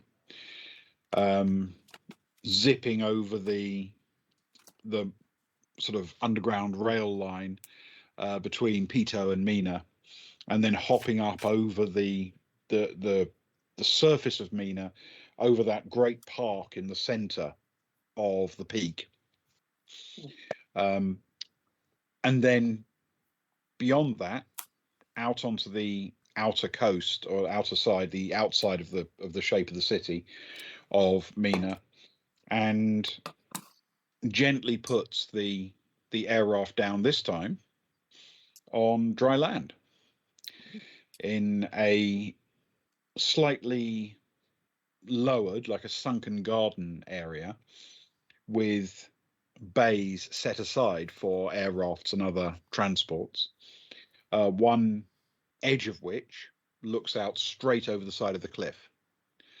So effectively it's like a swimming pool, but with one side missing, if you know what I mean. And as she sort of waves you all to dismount from the air raft, you can see at that end, you just got a view straight out over the sort of island, and then beyond it, the ocean. And as she turns you the other way, built into the sort of walls of that three-sided swimming pool is a large and fairly ornate looking door. And she says, "It's the easiest way," as if anyone would have any other questions. Walks up to the door, it recognizes her immediately and opens to reveal a beautifully appointed, carpeted, well-lit passageway. The passageway runs underneath the garden behind the house, and it has a couple of exits on the sides, which you pass but don't go up. And as you do, she says, if you go that way, you get to the swimming pool, and if you go that way, you get to the the formal garden and the barbecue area, and keep going and keep going. It seems a long passageway, like this garden is big, and eventually you come to a fairly impressive underground room. It's large, and it's built underneath a portion of the house. It has this main exit to the underground passageway that allows you down to the air raft bay and the underground access to parts of the garden. On its sides, left and right, as you look, there are two very expensive looking hardwood doors covering exits on your left and right. And on the far wall facing you are three paintings. They're not originals, because as soon as you see them, Cara in particular will go, "Oh, wow." She says, "I know what you're thinking. They're not originals, but they're very, very expensive replicas." And it's an oil painting that was originally done by Paul Cézanne on the left, of a scene from a street in Paris. The middle one is a particularly famous one. It's the Van Gogh Starry Night, with the swirls in the deep blue and purple sky. And on the right, a constable study of an English mountainside. And they are in that order. It's important that they're in that order, because if you'll allow me the slight recklessness of the pun, that means they are in the order Cézanne van Cotswolds. Oh, God! Oh, No! Worth every Imperial credit that Mr. Leno spent. And then she takes you to the left and up the staircase into the upper portion of the house, onto a ground floor hall. And the hall it's immense. It's a big hall, and there are doors off in all sorts of directions. And as you sort of look around in a fair amount of awe of the sheer scale of the place, it's an immense building. The passageways are broad and tall. They're ornately decorated. It's all hardwood and amazing metals, sort of beautifully handled wrought iron and things of that nature. And as you sort of look around, you see Angelica Darwin, who you've met, the wife of the Commodore, who strides out in a very smart-looking outfit and gives a warm smile to the group and says, "Ah, yes. Are you hungry? Would you like something to eat?" Agnar approaches. It should be known that Agnar probably forgot he was wearing the sash on the way down through the heavy combat armor. But as we were landing, I'd imagine he was hurriedly trying to take it off and stuff it into a pocket. He'll approach and he'll say, "Oh well, thank you very much for having us. We're starving actually. We spent a lovely evening on one of your husband's boats, but we are very much in the mood for some food. Excellent. I suspect anything but fish. And she sort of waves you through to a fairly impressive looking sort of conservatory type summer room with a lot of glass overlooking the garden. And Agnar was sorry, just say quickly back. Well, funnily enough, actually, anything but bat. anything but bat. Yes. For some reason, we don't eat a lot of bat. Oh, that's very good to hear. Yeah, I always worry they carry disease. And she waves you through and says, "It's convenient you're here actually because we have another guest coming. Please have a seat." Of course. Agnar will, wait for the majority of the rest of the group to sit down, and indeed our hostess before taking a seat somewhere at the table. Okay. And as you do, you're sort of settling yourselves around the table and relaxing. The Commodore appears, and he's actually rubbing his hands together with excitement at seeing you. Oh, it's lovely, lovely to see you. Let's get some food. Let's get some drinks. You like to drink, yes? Kara barges forward. Absolutely, I do. So, I can't tell for the rest of them, but not everyone has a stomach for such alcohols at this time of day. But I'm with you all the way. Excellent.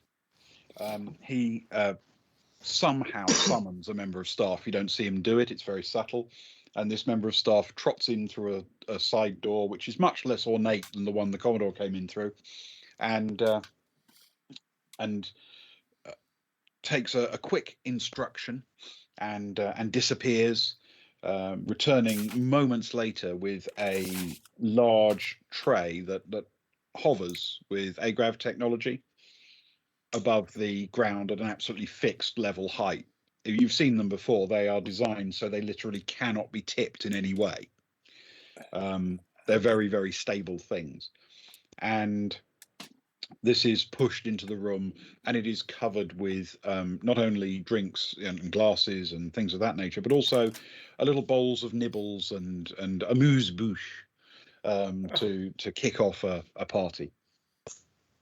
I do love amuse-bouche.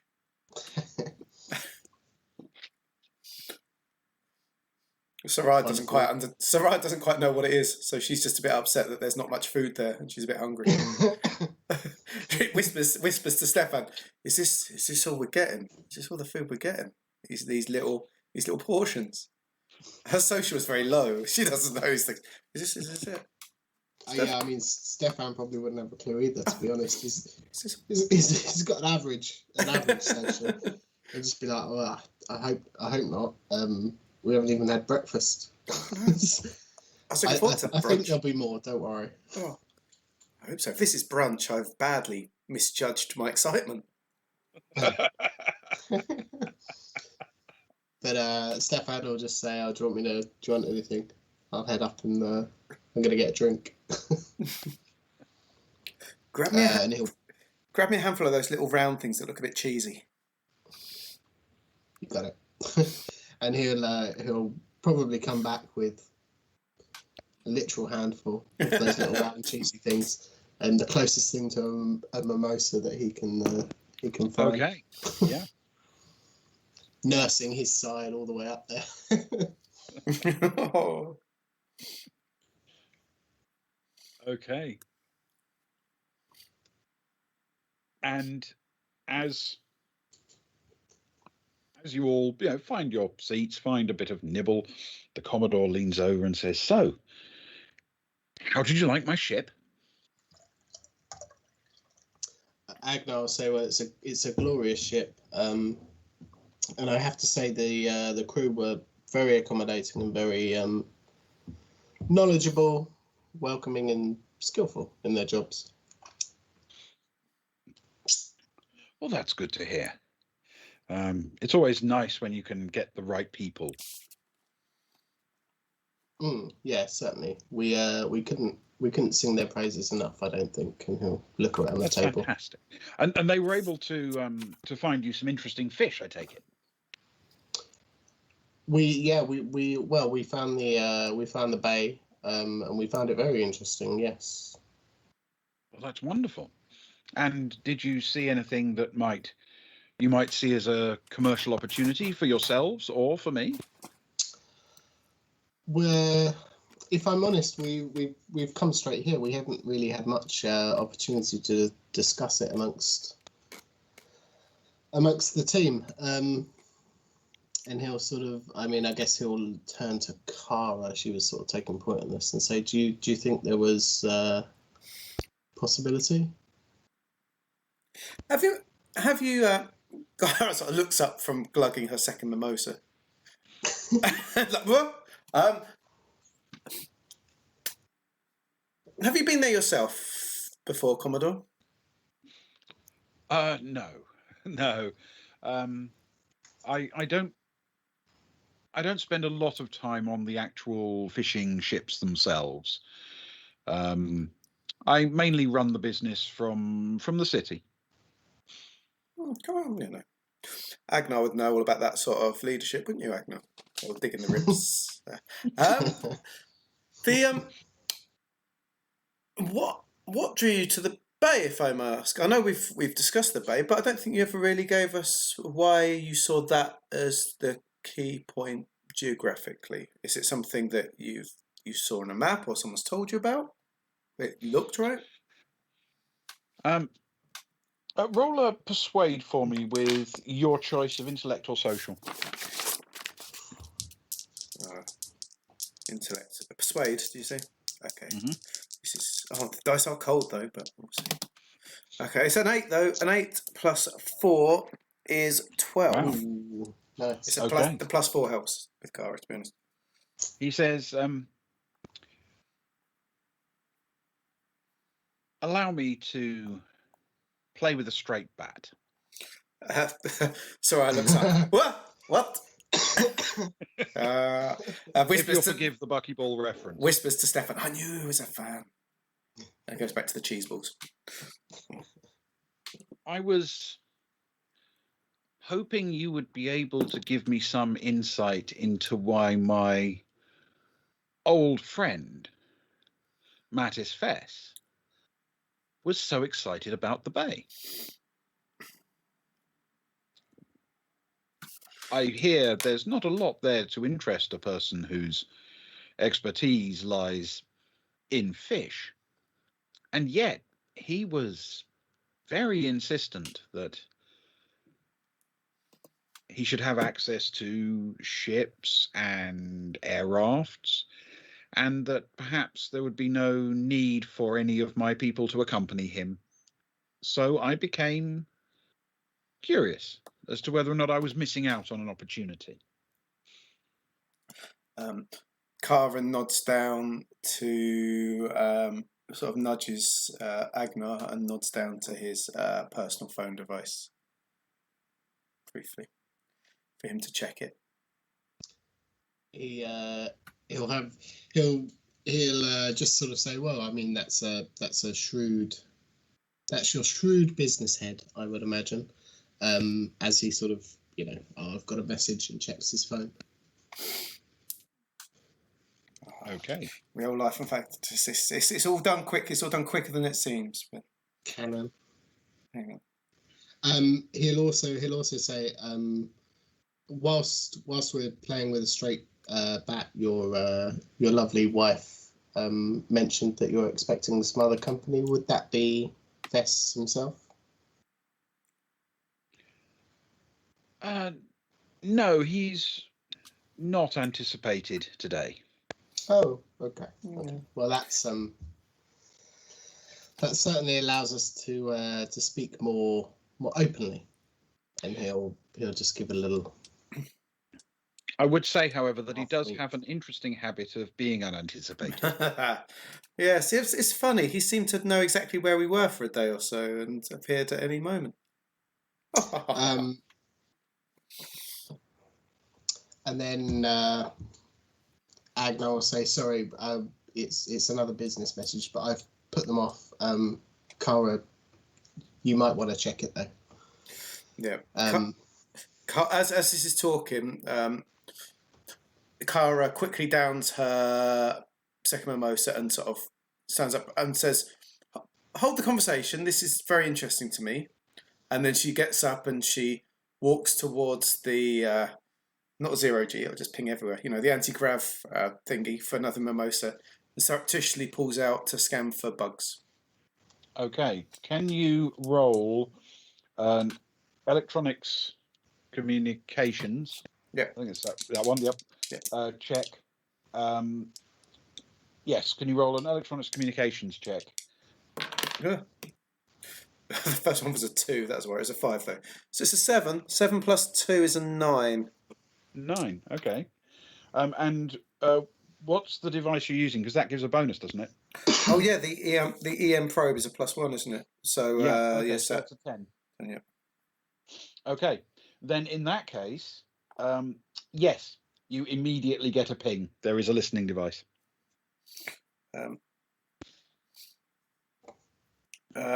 Kara comes back over and flumps herself back down on the comfy chair next to Agnar. Sort of taps him on the leg, and she says, "Do you make a habit of not that we're one to judge, of course, Commodore. You're an important man, but do you make a habit of bugging your own rooms?"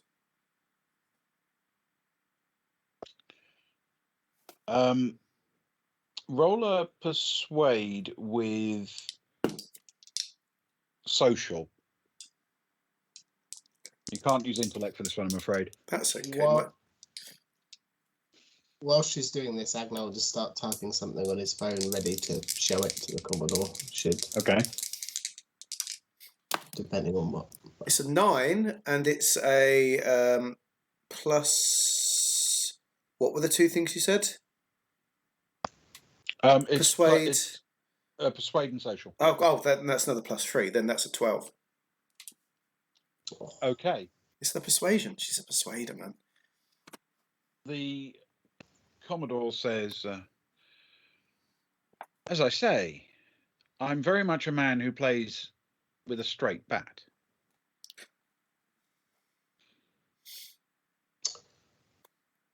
Can Agnar just say we certainly appreciate that, as he turns his phone around, and he will have typed it's either you or Fess ...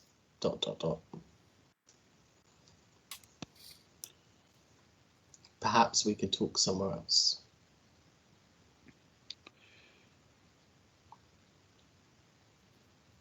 He pauses for just a second and says, perhaps a stroll in the garden before lunch.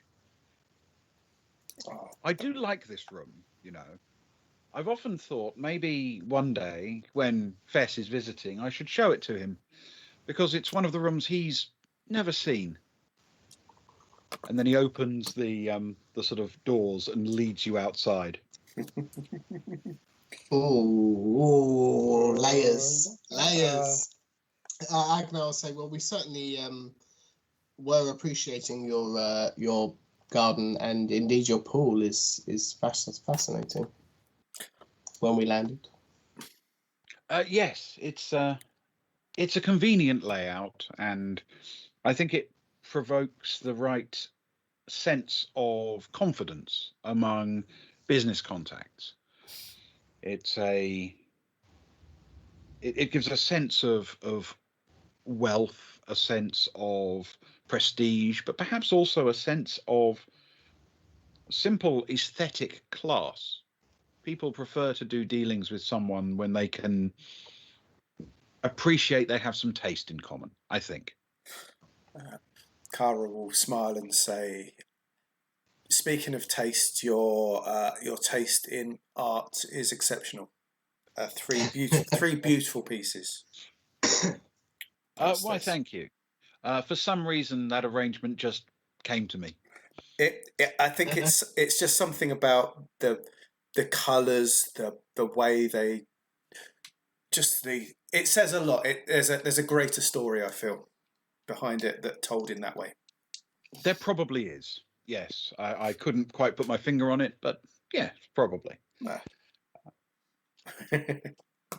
Right. So, are you going to run your scan again, or? Yeah, might as well. Because at the moment you're sort of talking around the fact without committing to anything. Yeah, we'd better do that, haven't we? Let's be. Yeah. Okay. All right. Sorry. Well, you know what to do. It's +1 on top of your communications skill. Yep. 6 plus 2 is 8 plus. What was the other skill? Sorry.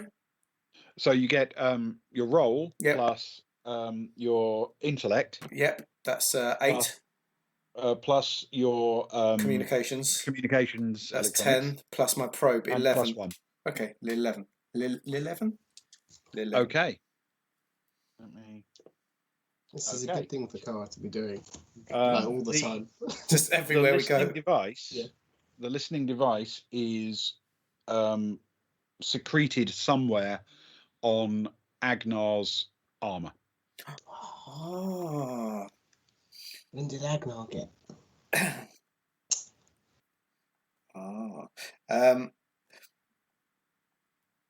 Cara sort of touches Agnar's arm and says, "Why?" She'll say, "Angelica seemed to take to you. Why don't you?"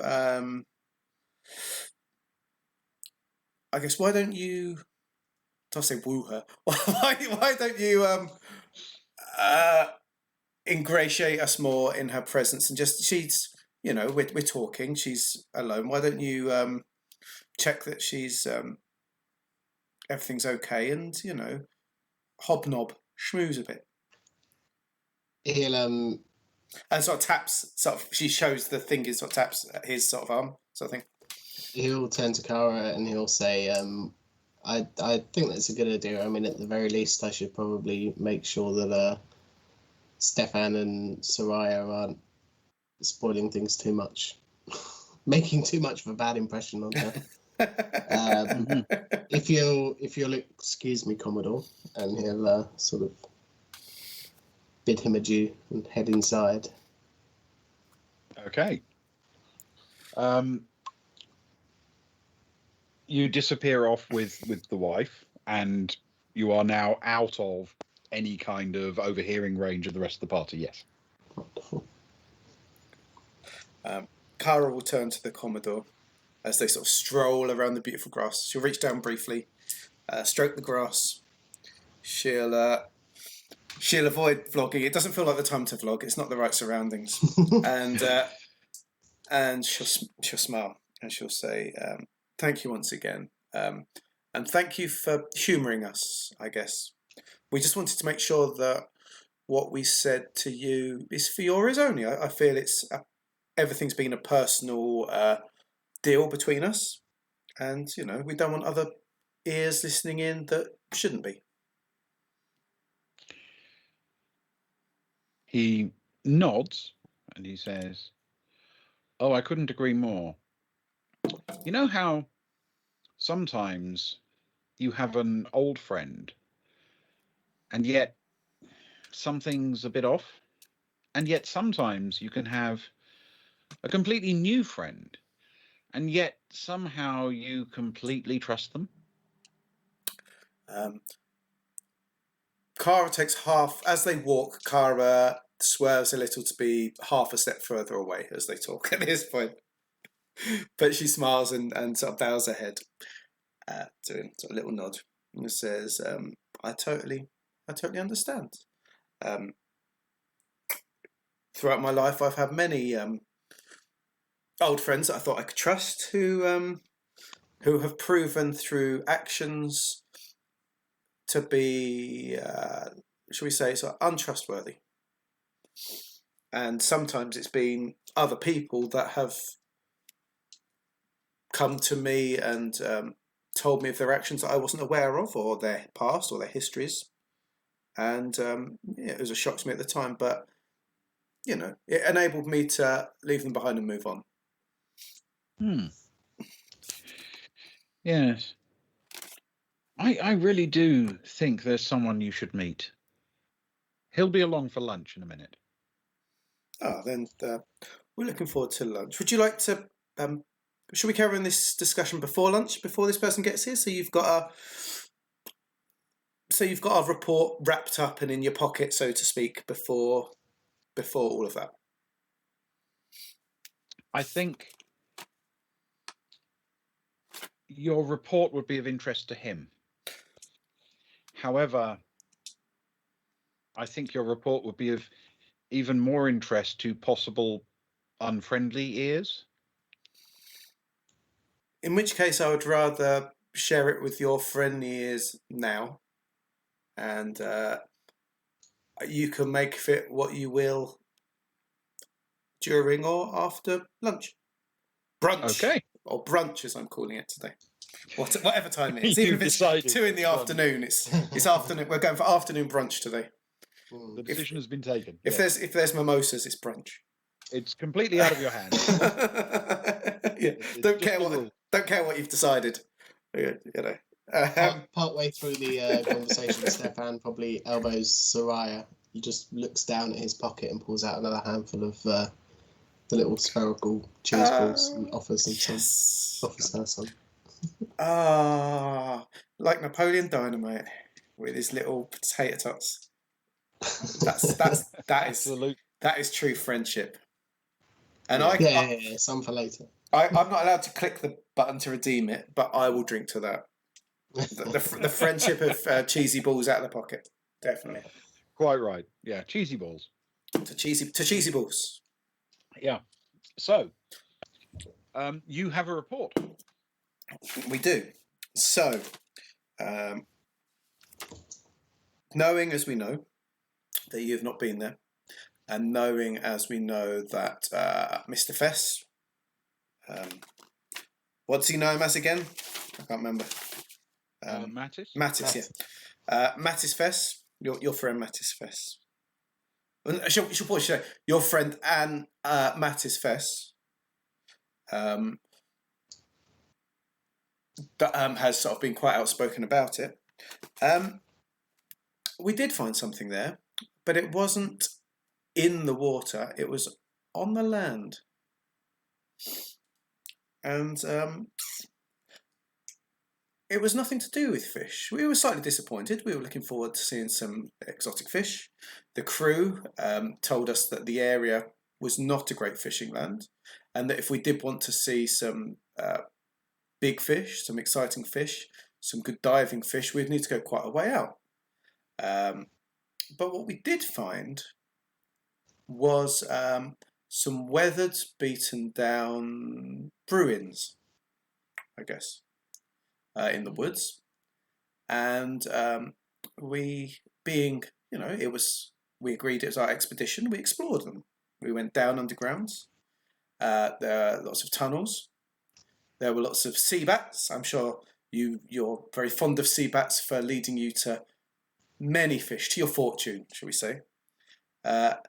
Sadly, they almost led, as you can see, Stefan, pointing over to poor old limpy Stefan. Visually display his the wounds that he's carrying. The things we do for you, the things we do for you, dear Commodore. It was part of the deal after all. Yes. But I don't know if Mr. Fess is just interested in ruins necessarily, but there were interesting things we found in these ruins, and we're not just talking guano, and we're not just talking holes, and we're not just talking fish carcasses. She pulls out her phone and she flicks through a couple of the random she took a lot. She covered all of them, didn't she? She took a lot of photos. She did. But she flicks through a couple of pictures of carvings and says, "My bet would be, and Agnar's too. We've discussed this, that we believe that your friend Mr. Fess might be more interested in these carvings than we're led to believe. There's nothing else about the bay that is remarkable that he would be concerned about. There's no good fishing there. There's nothing else of note. So we believe that this must be what he's hiding from you." Well, that is illuminating. Thank you. I do appreciate that. And suddenly I am more eager than ever for you to meet my friend Paral. How are we spelling Paral? Sorry. Paral. Okay.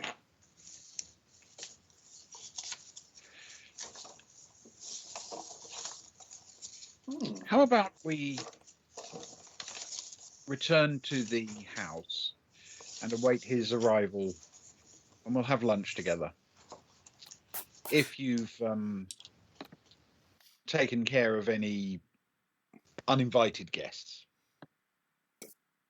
Sounds wonderful. And then she attempts a sort of a potentially misplaced cheeky joke, in that she'll say, "It's probably good that we get back to Agnar and Angelica. You know, those crazy kids have clearly got big eyes for each other." All that good work undone. All that good work undone in a second. One fail swoop. Roll an idiot check. Yes. Can you roll an intellect check with this with disadvantage, please? And then subtract 11 from it.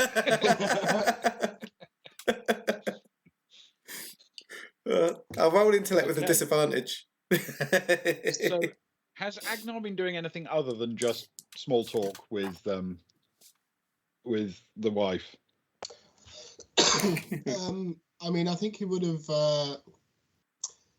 definitely started off with small talk, you know, conversation. "Oh, this is a lovely room. Tell me about the art we saw on the way in," and then Sure. eventually move on to who are we expecting for lunch. Your husband specifically said that it wasn't Fess, Anton Mattis Fess. Oh. Paral Korar. Paral Korar. Korar. Korar. Ah. Korar. And is he a business associate of your husband's? He may become one, but I think they met over a mutual interest in the natural world. Oh, I see. Could I be as bold as to ask who he may work for? Oh, I don't think he works. Ah, He's a very wealthy, very well-connected Aslan noble. I don't believe he works so much as enjoys. yes, I certainly know the type. Perhaps not Aslan specific, but I often try and work as little as possible myself, and sort of laughs it off. And As do we all. I don't believe it's possible to work any less than Paral would work, but nonetheless, he lives an extravagant lifestyle, and he travels widely, and he explores that which interests him, and he meets those who interest him. I think his clan is always interested in the good offices that he can bring to their trade network, and and making new alliances and new connections as he wanders around from party to party, event to event, and well, I'm sure he enjoys it thoroughly. Hmm. Is he old money, or has he made his fortune in a business? I believe he's many generations of nobility. Ah, well, it sounds like we're in excellent company, your husband and yourself included, for our lodge. He is a very sophisticated, he's a very classy individual. Wonderful. And then he'll move on to, other generic small talk Okay. as is needed to fill the gap. So I guess my first question is, are you going to allow yourselves to be steered back into the dining room? And if so, will Agnar be joining? Kara wants to make her, as she comes through and the others go in, she'll say, if you'll excuse me, I just want to show Agnar something I saw in the garden. Very briefly. I'm very sorry, everyone. I'm very, very sorry. Mm-hmm. And she sort of takes him out a decent way away. And first she says, I really hope Paral Karar is just Anton Fess in a moustache with another fake name. It is I all along. And then Agnar will say, "Well, I doubt it. He's Aslan." Oh, But he would have got away with it if it hadn't been for those. Yeah, we'll pull the mask off. Pull the mask off. It's This Anton Fess. rubber Aslan Fess. Yeah. And then she will get the old bleepy bleep out and try and find the bug. Okay. You're going to need to make an electronics check. You can have your +1. You can have, since you know it's there, you're now using the device in the literal scan methodically thing. So you can have education. Oh, thank you. Plus your electronic skill for communications. Yeah. +1. Oh, well, it's a +5, so let's hope that should be okay, unless I roll terribly. Oh, God. And it's okay. It's a 7. It's a 7 + 5 is a 12. Okay. The bug is located on Agnar's sort of right flank, sort of tucked in at the back of his waist, roughly.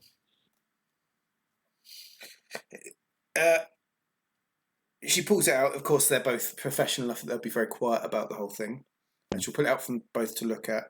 Do either of them recognise it as being the same as the other one, or is it the last one that Fess put on, or is it this different? As far as you can tell, it looks very similar. Yeah. Sorry. No, go for it. I'm making a note. As Kara pulls it out and the location is there, can Agnar off the top of his head ever remember, not specifically Fess, but I suppose he'll hone in on that more than anyone else, being in a position or a locale around him to bug him in such a location? Okay. Has anyone touched him on his right flank recently? I suppose is what I'm asking. All right. You would remember. Cat. Yeah, this is going to be a kind of spidey sense thing, isn't it? So I'm going to ask that you do a survival check with intellect. Okay. Well, that's 0 and 0. Could be worse. Let's hope the dice are warm. Ooh, and that's an 11. Oh, they are warm. An 11. Good work. Yeah. Keep those. It takes him a moment because he's thinking, I haven't made contact with anyone there at all. And then there's a sort of realization. It would have been tough, but if someone was sufficiently skilled, outside the art supply shop, when he went after the chap who was following, Yeah. is it possible, perhaps, that guy was being obvious for a reason, and actually there was someone else who was rather more subtle? Someone perhaps that maybe you bundled into on your way to charge towards him? Yeah. Okay. Or it was a sea bat. Or it could have been a sea bat. Well, Agnar will turn to Kara and say, I'm pretty sure, I mean, I can at least be sure that it wasn't either the captain or the crew on the boat, which is good, because I was worried about that for a little while. Yes. It's certainly good for the Commodore. And also neither of the two Varga that I'm pretty sure one of the two in there sent up to my room for my birthday the other day. Your birthday. But potentially someone in the crowd outside the art supply shop. If they were able to do that and time that, taking the opportunity while you were distracted by someone else, it would have been someone very skillful. Yes. Or someone who rolled really well. Yeah. And he'll convey that. He'll just say, I have no idea who. I didn't notice it at the time. I didn't clock anyone, but that seems as though potentially it was the obvious place. Kara's going to take a couple of photos of it from different directions, and then she's going to hoik it into the pool. Fair enough. Okay. Make a dexterity check. Oh no! What if I stand really next to the pool? Make a dexterity check. Seriously, you keep falling out of boats. I'm not convinced you know how water works. Even if I said, what if I lean over the water? It'll be a dexterity check to make sure I don't just fall in. Oh, goodness sake. What have I got there? It's a 5. A 5. No. Okay. You hurl the bug with enthusiasm. It slips out of your hand and lands on the edge of the pool without actually going in. And with a look on your face of, I meant to do that, you just shove it into the water with your foot. Nice. Oh, standard art. Oh, man, she's such an artist. Quick out of game question, Ben. Would Kara know from her scan that it was only one device, or is it just a general yes the or only no one. binary? Okay, yep. Cool. That is the device. Cool. Yeah, she did a very good job with that scan. Wonderful. Agnar will gesture towards the doors back inside, and shall we? So she over enthusiastically sort of links arms with him. Says, "Let's go and enjoy our brunch." They walk off. We're off to see the wizard. She tries to get him skipping, but I don't know if he's going to join in with the skipping. To be honest, she'll half try. He might do a little bit of a monkey's walk, but maybe not a skip. You all reassemble in the dining room, and even as you're settling down, the door opens and one of the servants comes in, leading a very tall, exquisitely dressed Aslan. He steps through into the room, walks straight over to the Commodore, sort of enfolds the man's hand in a big grasp and gives it a red shake. He says, "Oh, it's so lovely to be here again. What a magnificent house you have. Thank you so much for the invitation." And he turns and looks at the rest of the people and says, "And these must be your, I want to say, pets, staff, urchins, refugees?" Sarai raises his arm and goes, "Up the geeks!" Of course, whatever that is. Excellent. And he then sort of looks along the line and he takes in everyone and says, yes, good. And then eventually his eyes fall on Zoe and he says, "And for some reason, a Zodani." An interesting choice in civilized company? And she looks him up and down and says, yes. Does Kitty want a saucer of laser? Oh. And they Agnar. glare at each other for a few seconds. And that's where we're going to call it for tonight. Ah, That's good on Zoe. oh, she does give as good as she gets I know. most of the time. Kudos to that. I'm a big fan of that. Yeah, indeed. Yeah, she's well, she doesn't accept, insolence from others for the most part. Quite right. Which I think is why we like her, Yeah. amongst the other reasons. Well, that and she keeps taking injuries for you. Yeah, and killing things for us. And Sparrow has timed it well. We're getting another adventure of Rose's cat tonight. oh, wonderful. Are we? Okay. Wonderful. For me and Luke. Yeah, exactly.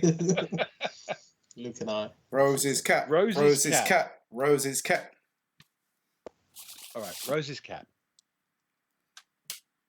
Chapter 3. Meanwhile, aboard the Baltic Star, Rose's cat was in the middle of a battle of wills.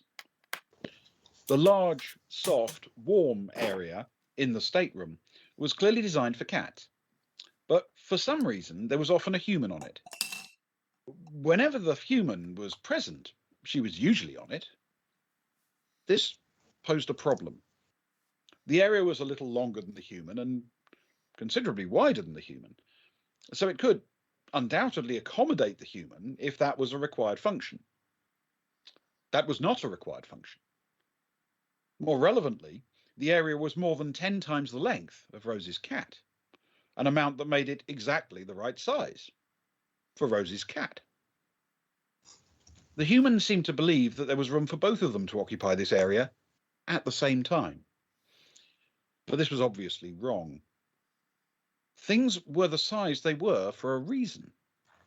They were the size they were to make them ideal for a cat. Savage attacks on the toes of the human seemed to cause no improvement in the arrangements, though they did lead to the cat being picked up and held, something that felt warm and safe and was entirely tolerable until it suddenly wasn't and had to end immediately.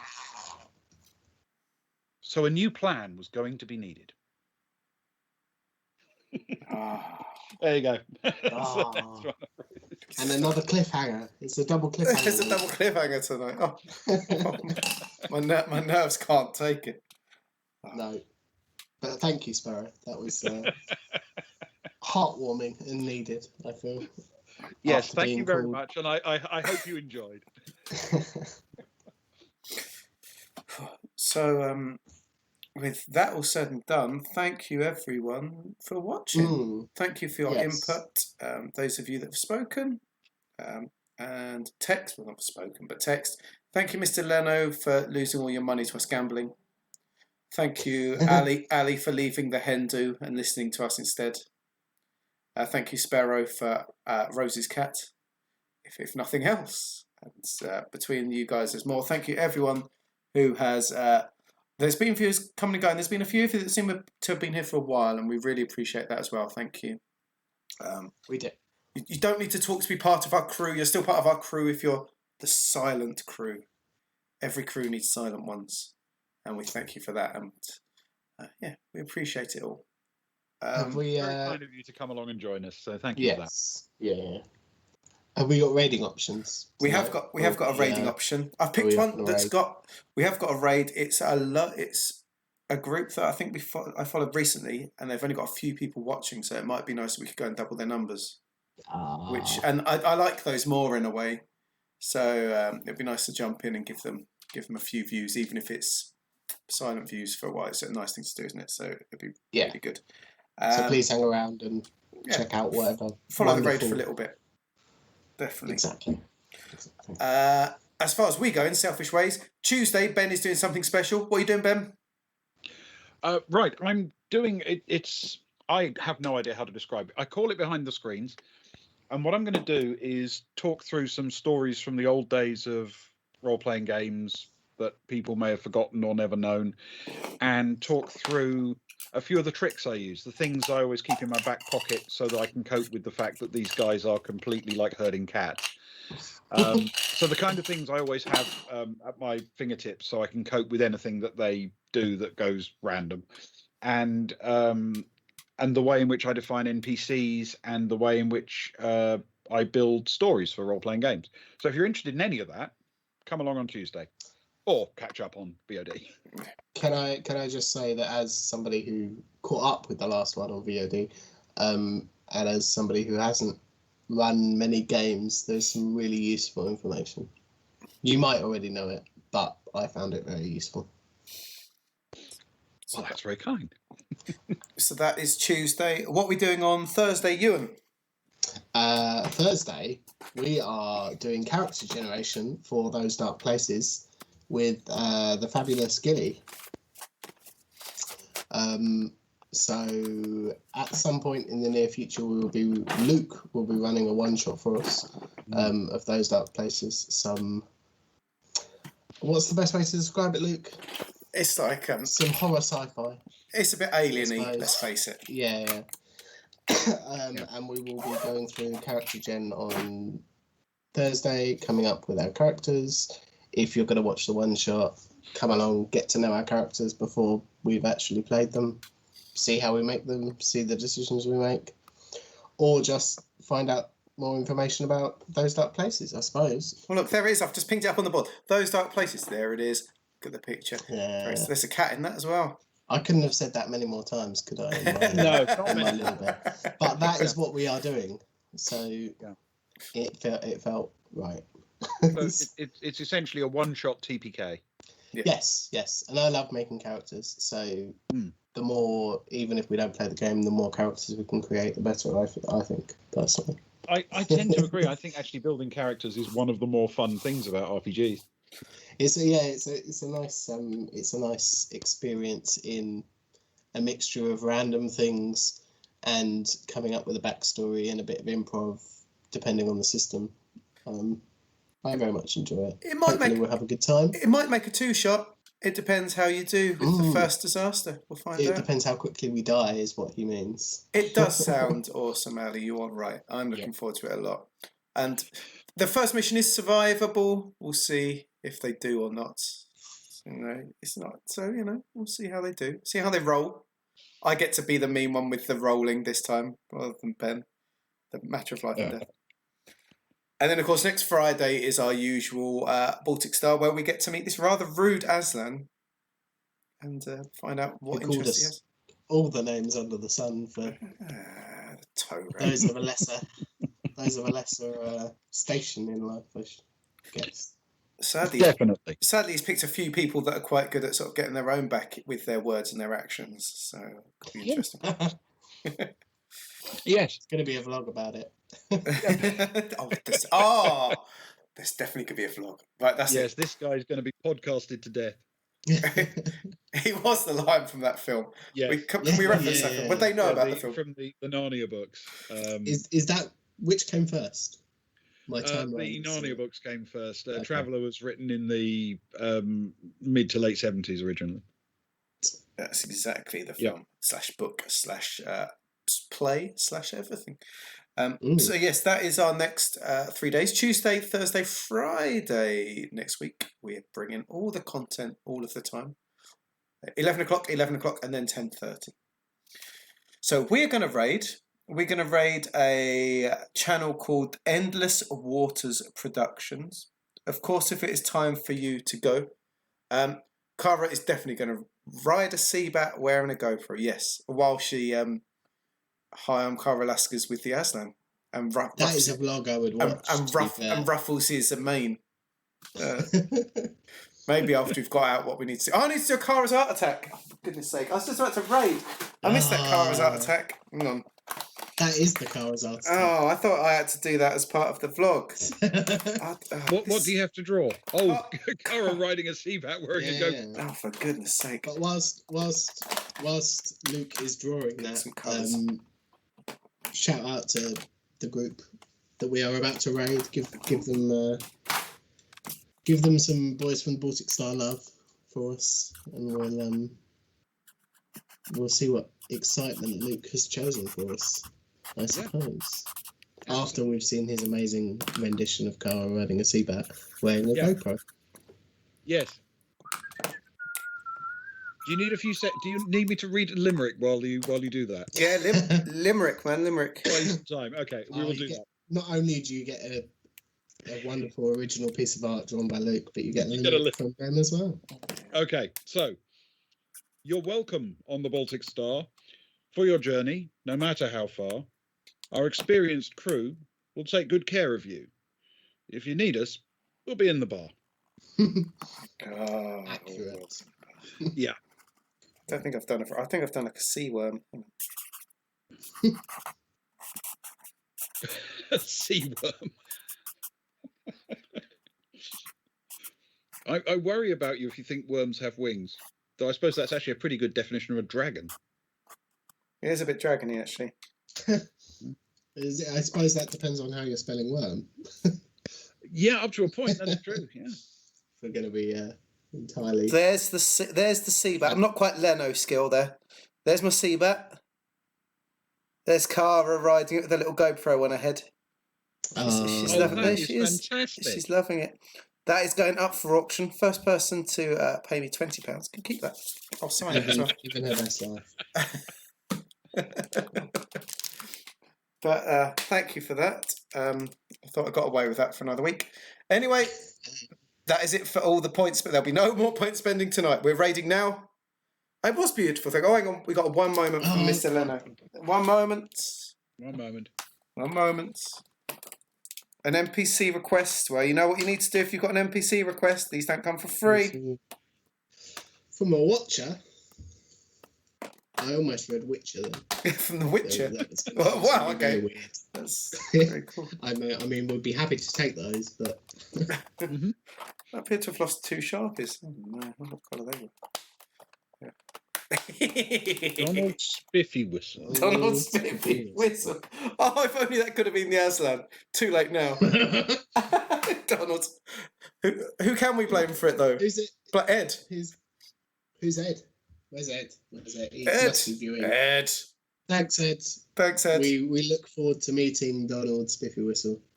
Or at least seeing what Ben comes up with for Donald Spiffy Whistle. It may be 3 pieces of art. It may be a person. 3 DVDs. Donald Sutherland. Donald Spiffy Whistle. I promise, I can't promise exactly what it'll be, but I promise there will be a Donald Spiffy Whistle of some description turning up very soon. I bet it's Anton Fess in a moustache. Fess! Spiffy Whistle. Spiffy Whistle. It sounds like a false name. Comes across as someone in a moustache disguise. It does, doesn't it? Wearing a fedora. Oh, God. Like he's in a Beastie Boys video. Right, anyway, we're raiding. Stay with us if you can. If not, no problems. And otherwise, we'll see you on Tuesday. Have a wonderful weekend, everyone. Thanks, guys. Good night. Cheers. Good night. Right.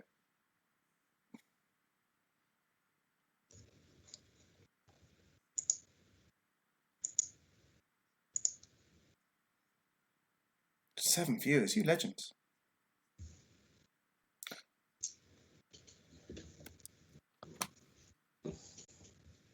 Yeah, that was